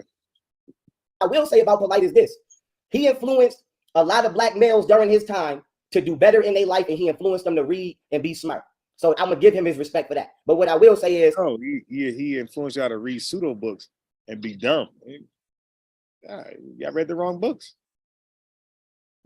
Polite, whatever he had going on during his prime, that's Polite. That was Polite in his prime. It's parts of Polite that I love seeing in his prime before I got into it with him. So you don't think Polite still got it? You don't think he's still the best at what he do? Polite is still a threat, brother, when it comes to this knowledge, man. Polite is a threat where he belongs, but he ain't no threat over here. He ain't no threat over here. He ain't no threat over here. All right, see, you've been away for a minute. And there's a new sheriff in town. He go by the name of Jabari Osaze. He is the Floyd Mayweather of the conscious community, and he's knocking everybody out. He deals with Kemet. He been to Kemet so many times, brother. Have you ever heard of this brother Jabari? I want to say no, and I don't want to be disrespectful, but to everybody that's watching, I was drugged. So it's a lot of shit that I had to remember. I'm not gonna lie and say I remember any and everybody's face. You know what I'm saying? To be honest with y'all, the main person that I never forgot and couldn't get off my mind when I got drugged, and I don't know if she feel the same type of way about me that I feel about her, but that's K. Empress. That's the only motherfucker I ain't never forgot since I've been drugged. But other than that, and goddamn Yogini and Madison. But other than that, I don't know if I heard of him. I want to say no, but either way it go, whoever this gentleman is, because I don't just look to pick debates or argue about things, because if he teach on Kemet and I teach on Kemet, maybe we may agree. But what I will say to him is the meta nature from that perspective has not been deciphered. I already slapped Polite ass off the table with that debate. And if he's not better than Polite, if Jabari is not better than Polite, I don't know if you can still see me, so my camera went off. But yeah, if Jabari is not better than Polite, then I would rather debate Polite on the subject. But my thing is, like I said, I'm not worried about whoever this is. If Jabari is not better than Polite, then they would need Polite. I'm gonna just be honest. And there's another young brother that came on the scene since you've been gone. He go by the name of MVP Chris Harris, and I gave him the name Tank Davis because he's another heavy hitter. I think he's in your age range, or no, he older than you. He's a little older than you, but he's a bad boy. He just not too long ago went up against Captain Tazariak, and he knocked his block off. And he knocked Captain Tazariak block off. Everybody knocked Captain Tazariak block off. All Captain Tazariak is good for is being taller than you, weighing more than you, and screaming louder than you. But as far as and also switching the topic, okay, switching talking points and making something a debate that's not the debate. But I agree, young Pharaoh. I seen Captain mop some people up. Minister Black Jesus was one of them. He mopped up a couple guys on his channel who beat up. But I did see Pastor Bennett like break his cranium. He did like fracture skull. Can't do no. Pastor Bennett's a guy. Pastor Bennett and I don't know the guy Chris, but Pastor Bennett and Jabari, I would say, is out there, taking names. Actually having relevant facts. Everybody already know I've had the Hebrews in the chokehold all of these years. Matter of fact, when I first went down inside Netter, outside the Bible was based off astrology, the second joint I did was exposing them damn Hebrew. But I had to say this. To all of the gentlemen that you're mentioning, I just want to let all of these gentlemen know I'm undefeated. I'm undefeated. And for me to come out of retirement and this is a toy gun, don't worry about no flag. For me to come out of retirement and blow your motherfucking head off with a book, you would have to be the topic would have to be something of extreme interest, and it would have to be for real, because I do this for real. I'm the one that exposed the origin of AIDS coming from leukemia. I'm the one that exposed Anthony Fauci, who's been up in there for 64 years. I done did interviews with real scientists, Judy Mikovits. I done got on the stage with real doctors, the Doctors of America, Emmanuel Samuel. Oh, my Emmanuel Samuel. Yeah, I would like to debate him with Marcus Singer. If you want to do that, that'd be something good, because we don't have anything else in common. But yeah, we do the Marcus Singer thing. If I'm saying their name, I get with real doctors and real historians. So to everybody Sinetter is naming, it's actually fun thrashing y'all boys. But the subject got to be something that y'all actually can defeat me on. And if y'all can't disprove the information that I already put out, I'm not about to waste my time with you. Okay, one thing I will say, if anybody think about getting in that ring with young Pharaoh, you better sauce the fuck up. This young brother here don't play no games when it comes to that. He makes sure he sauce up. He overdo it too. So it's never enough for this brother. He studies, he reads constantly. So just make sure it won't be no weak brother that I would probably set up against him. It will be somebody strong. And I'm encouraging, and wait a minute. And I want to say this, I'm not gonna bring their name up, but y'all know who y'all is, because I had a couple debates set up with some college professors, and y'all sabotaged it. But I'm putting this out there to say this. For anybody that is of institutional level academia, we curse and we play and we have fun because the people like to see that, and that's part of our personality. But I don't have no problem accessing the higher volumes of my vocabulary, and me and Sinetter will come up at any of y'all colleges and tear y'all ass up. So I'm already 3-0. I'm already 3-0. I'm 3-0 against Harvard. So if somebody wanted in Princeton and Yale, I'm Mike Tyson and Sinetter is Don King, and we are coming there and ripping our motherfucking heads off with a. Yeah, this nigga is crazy, yo. And I think the Hebrews are actually smarter than him. Some of the Hebrews. Yeah, I don't think he could beat a Hebrew Israelite.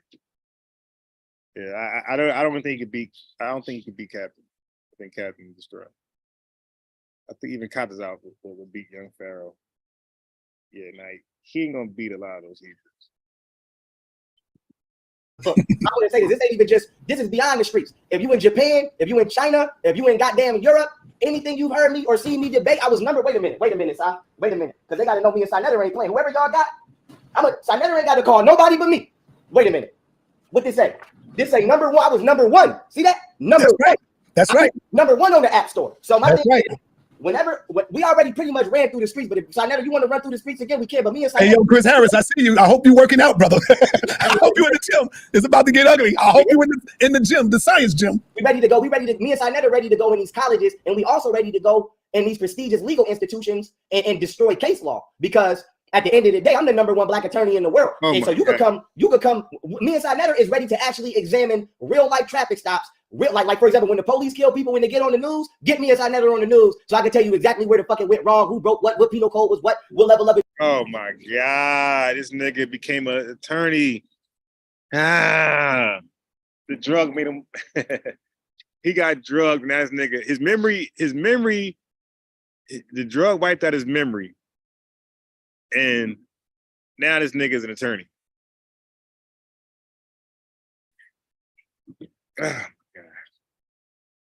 Intrusion was what? Because that's where I'm at with it. I don't just do science and history. I do constitutional and corporate legality. It got crazy with us. So we ready to debate anybody around the world that want to get. All right, let me show some of this debate now. All right, first let me do this. Nobody wins when the family feels. I just know something show. You know that Glock I'm told. You gonna be the next pack of smoke. Better not catch you see the road. That's the old. No. So this is the new rap. Like the rap was always people saying they killing phantom people, but it's like on some more other shit. Now it's like really personal now. Like this nigga, you gonna be the new pack I smoke. Like you know, when Mobb Deep did it, Nas and them did it, Biggie, and like nobody really believed them up. Okay? But we believe y'all though. We believe y'all.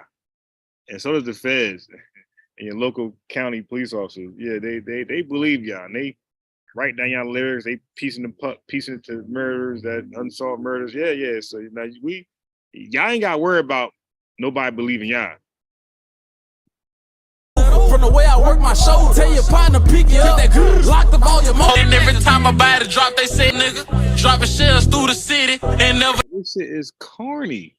Every time they speak on bleeder, that's when we go up. Dream, woke up in sweat, so I hopped out the bed and I got on my knee, asking the Lord forgiveness for all of the sins I committed. Lie to you, I know. If I love you, you can get what's ever in me, I promise. Real niggas stay the same on the. He on meds and IVs.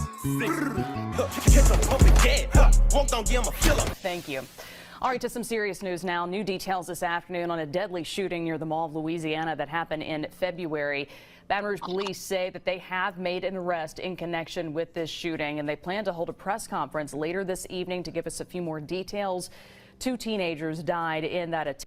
Teenagers. There you go. You're one of them.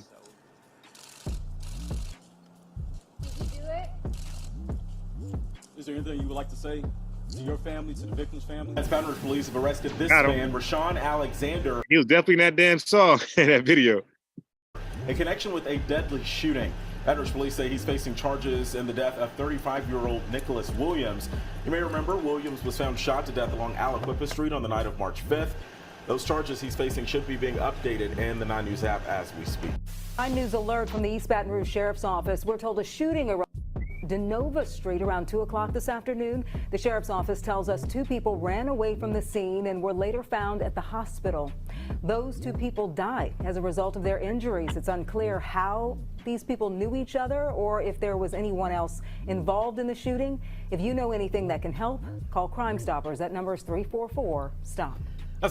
My bad for the long intro, family, but I'm pretty sure by the conclusion of this video, you're going to appreciate it. You see, recently, a well-known BR rapper was gunned down in his hometown. Now, with not much information on the situation, a lot of people on social media been coming up with their own conclusion. And many people who's the quote-unquote opposition of this rapper been on social media immediately to celebrate his demise. Say, Rico, you gonna have it the pool? You. All of them on drugs. Do the damn man right now. Come on. Come on. He talking buku shit. This for Wibby. This for Webby. This for Webby. Man, this for Webby.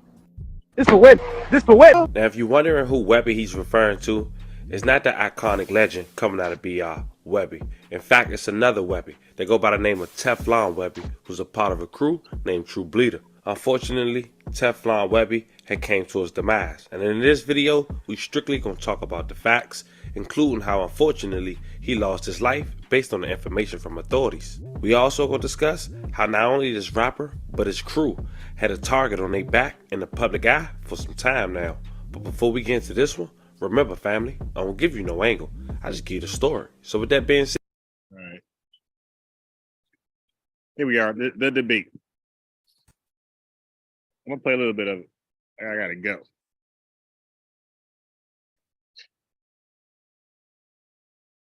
Well, what's good, man? What up, Good to see you Ross? again. So this is the guy, Trap Lord Ross. He's the one that made the documentary of King, showing irrefutable evidence that King Von was indeed a serial killer. So he's gonna debate. Here we are.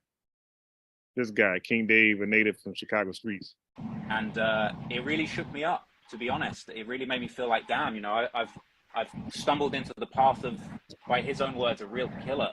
And, you know, he's making this music about these real crimes. So I'll be honest, I kind of stopped. This fat, big head nigga name is That kind of perpetuates the cyclical violence. Obviously, those things don't have anything to do with trap.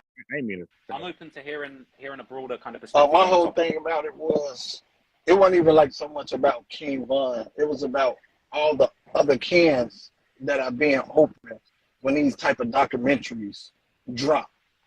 All the other people that's been killed and people that's probably just sitting around that day, and you drop this documentary, then they go. He did that. It's my son. Oh, God. Really? Let me find this shit. God.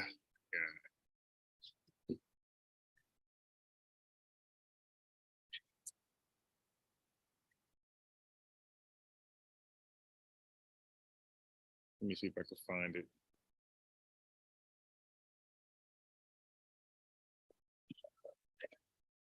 Oh my God, really? What did he press? I just can't press back and find it. You kidding me?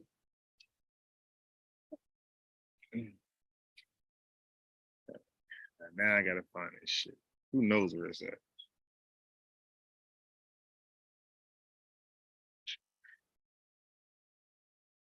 Okay, I got it. Then they go slide on somebody because you put a picture of one of their people in this documentary, and people that's probably sitting around that day, and you drop this documentary, then they go slide on somebody because you put a picture of one of their people in this documentary, and now you mentioning Von again. So it's like you re-wakening up the dead in Chicago. You know what I'm saying? So I don't even think you know probably how many shootings that video probably in caused since the day it dropped. How many bodies probably in dropped because of that video? How much more gasoline have been added to that whole big issue? Even though it's going on, every time it jumps into the people's eye, it gets bigger. And somebody else build up more courage to go out here and commit more killings. You know what I'm saying? So it's like, it's deeper than just Von. Like, you got to think about Von kids growing up watching the video about their father being a serial killer. It's okay, he rapped about it. Parents and they people can explain music to them because being an artist, you're a character. So I think the people that's like you, that's not really in this, not really from the culture, y'all take it as if, damn, this really Von. Oh, this really such and such. These people be characters. You ever seen? All right, so his argument is King Von ain't a murderer. Okay, King Von said he was, his op said he was, the detective said he was. He's in all type of interrogation. He was actually locked up a few times, got acquitted for murders because the witness ain't show up. Come. Because the witness didn't show up. They killed the witness. They allegedly killed the witness. Yeah, here. See? Can't eat mud, dude. Famous Dex, he be two different people. The baby, he be two different people. So just because Von was just tweeting, oh, I want to catch a body, he could have been talking about knocking down a female or something. You know what I'm saying? Or he could have just been. Okay, so now yeah, this is what they do. This is what the Hebrew Israelites do. This is what some crazy niggas from the conscious community does. they sit there and twist the words around. Now King Von's talking about deaths, right? And this guy gonna say, nah, he could be talking about getting a woman. Tweeting that. Oh, I want to catch a body. He could have been talking about knocking down a female or something. You know what I'm saying? Or he could have just been tweeting. That don't mean that these things actually really be going on. You know what I'm saying? Because there's a lot of people, like I was on the phone with THF Zook yesterday, right, baby? You said you kill for fun, and you're gonna catch a body. The ops come outside. They got 2 hours to leave. No. Zook. Y'all don't even know these YouTube videos be having them people picking them up. Times when they spend time in the county and they fighting another case, y'all drop a YouTube video about a body.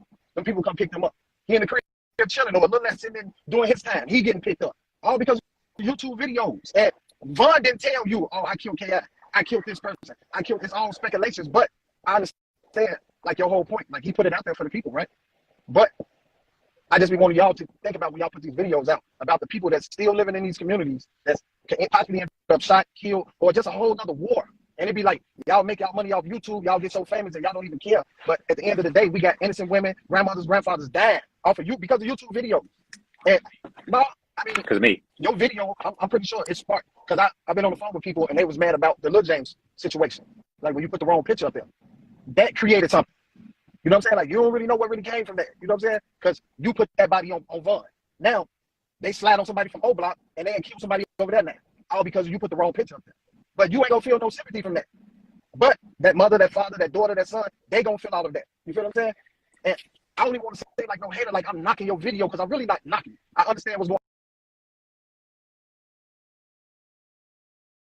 So this comment right here says, laugh my ass off. So that's his fault and not the niggas choosing to go kill. And yeah, I mean,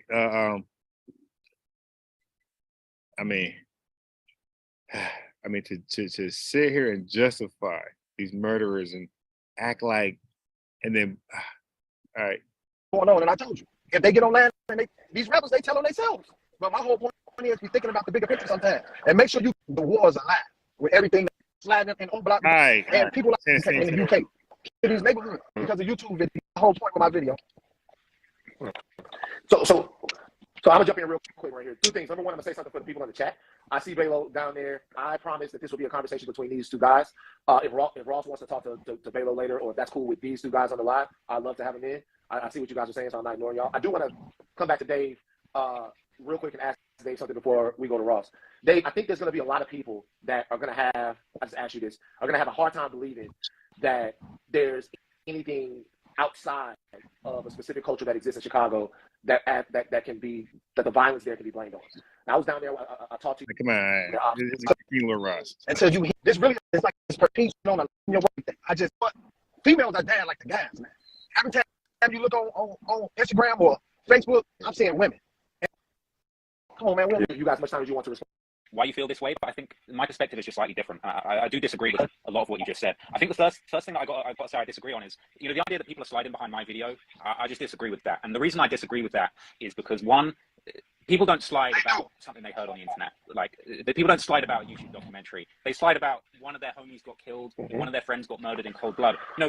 How do you explain all the sliding that went on last week before my video came out? All the different things that have been going on in Chicago. You can't really take that stretch and blame it on me and say people are sliding about my video. Like, I'm not exposing information that's not already out there. Like, this is all stuff that was on King Von's Twitter, in King Von songs. I think the idea that you're going to try and pin violence on me is a bit of a stretch. And I know this is what they do this is what a lot of people have done to DJ Academics as far as, like, the war in Chirac being responsible for the violence. But if you just look at the chain of events, like, the violence has already occurred before I turned up and started looking into it. Like, I wouldn't even bother Googling somebody's name if they weren't already implicated in these situations, right? So it's really a case of, like, the violence was already going on. I'm just here reporting on it. And I think any attempt to kind of blame me or even academics, but let's stick with me, like, to say that people are sliding about my video, I think that's just, like, it's a really bad faith way of trying to, like, avoid responsibility, because the people that are really responsible for the sliding or the violence, at the basic level, it's the individuals involved that are picking up a gun and choosing to cause violence. But then at another level, fine, if you want to make the next distinction, it's the city, it's the mayors, the politicians that have allowed these areas to get so bad, so dangerous, where there's no opportunities, that people are kind of forced into. Yeah, so that was Dave first. This is why it's gonna get embarrassing. This is why, like, at least have some type of education, some type of background in debating. You just can't be a street nigga and say, I want to debate, and get up there and get your ass bust. Like, come on, man. It gotta be, you can't be just stupid street nigga. then you want to like debate like arguments and points and nah, dude, that's not how shit works. These, gang situations where they need to use a gang for protection, I think those people, the politicians, and just the lack of guidance in these areas is much more responsible for the violence than like me reporting on it. Because I wouldn't have any, if it hadn't already happened, I wouldn't have anything to report on, right? So it's kind of like I just think it's a stretch to try and blame me. And I think that the people that need to, for my genuine opinion, is the people that really need to take accountability is like the city, the police, the mayor. Because let's be real, like Chicago is a fucked up place. It's been in a messed up situation for the past 20 years, realistically, 20 years plus, where these things have been allowed to happen. People, someone like Von, setting aside his music career, like we shouldn't have had a young guy that's in a situation where their father's getting killed when they're 11, right? He's already starting off at a disadvantage with that situation, right? So it's kind of like the circumstances that exist that allow young people to fall in these dangerous situations, whether it's gang violence or. Boy.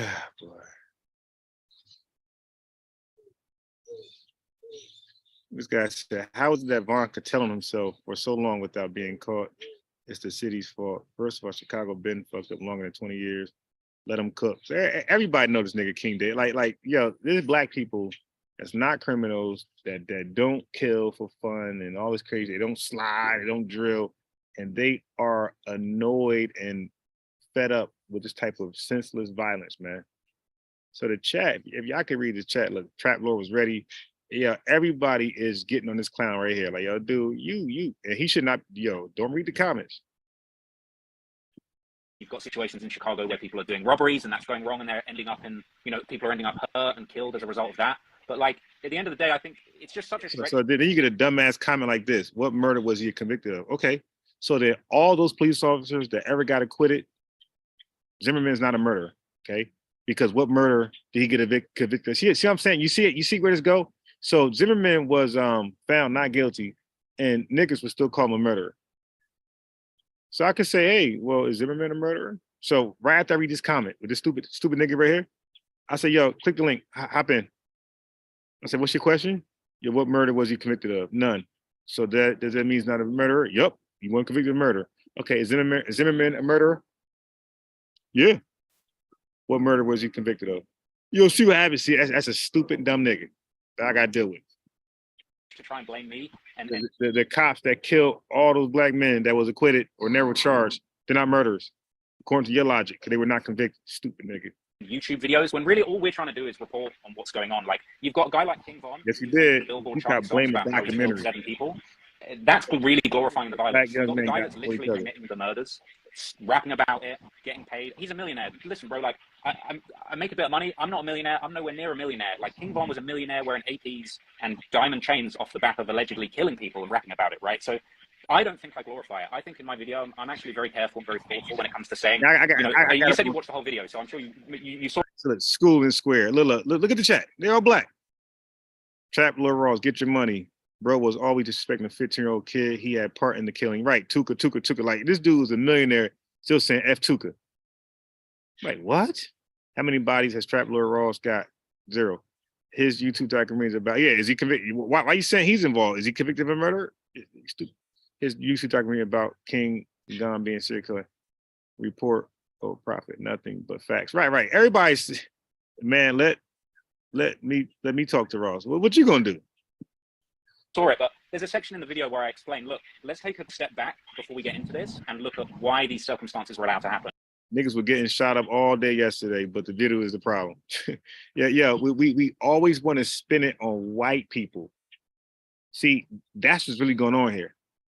We want to blame white folks for everything going wrong in black society. Till this day. Okay? I talk about King Von being born into a difficult situation, losing his father at a young age, losing a lot of his... But he making money off the distress and stress of a certain demographic of black folks in Chicago. Guess what, you stupid nigga named G95, the girl you dumb broad?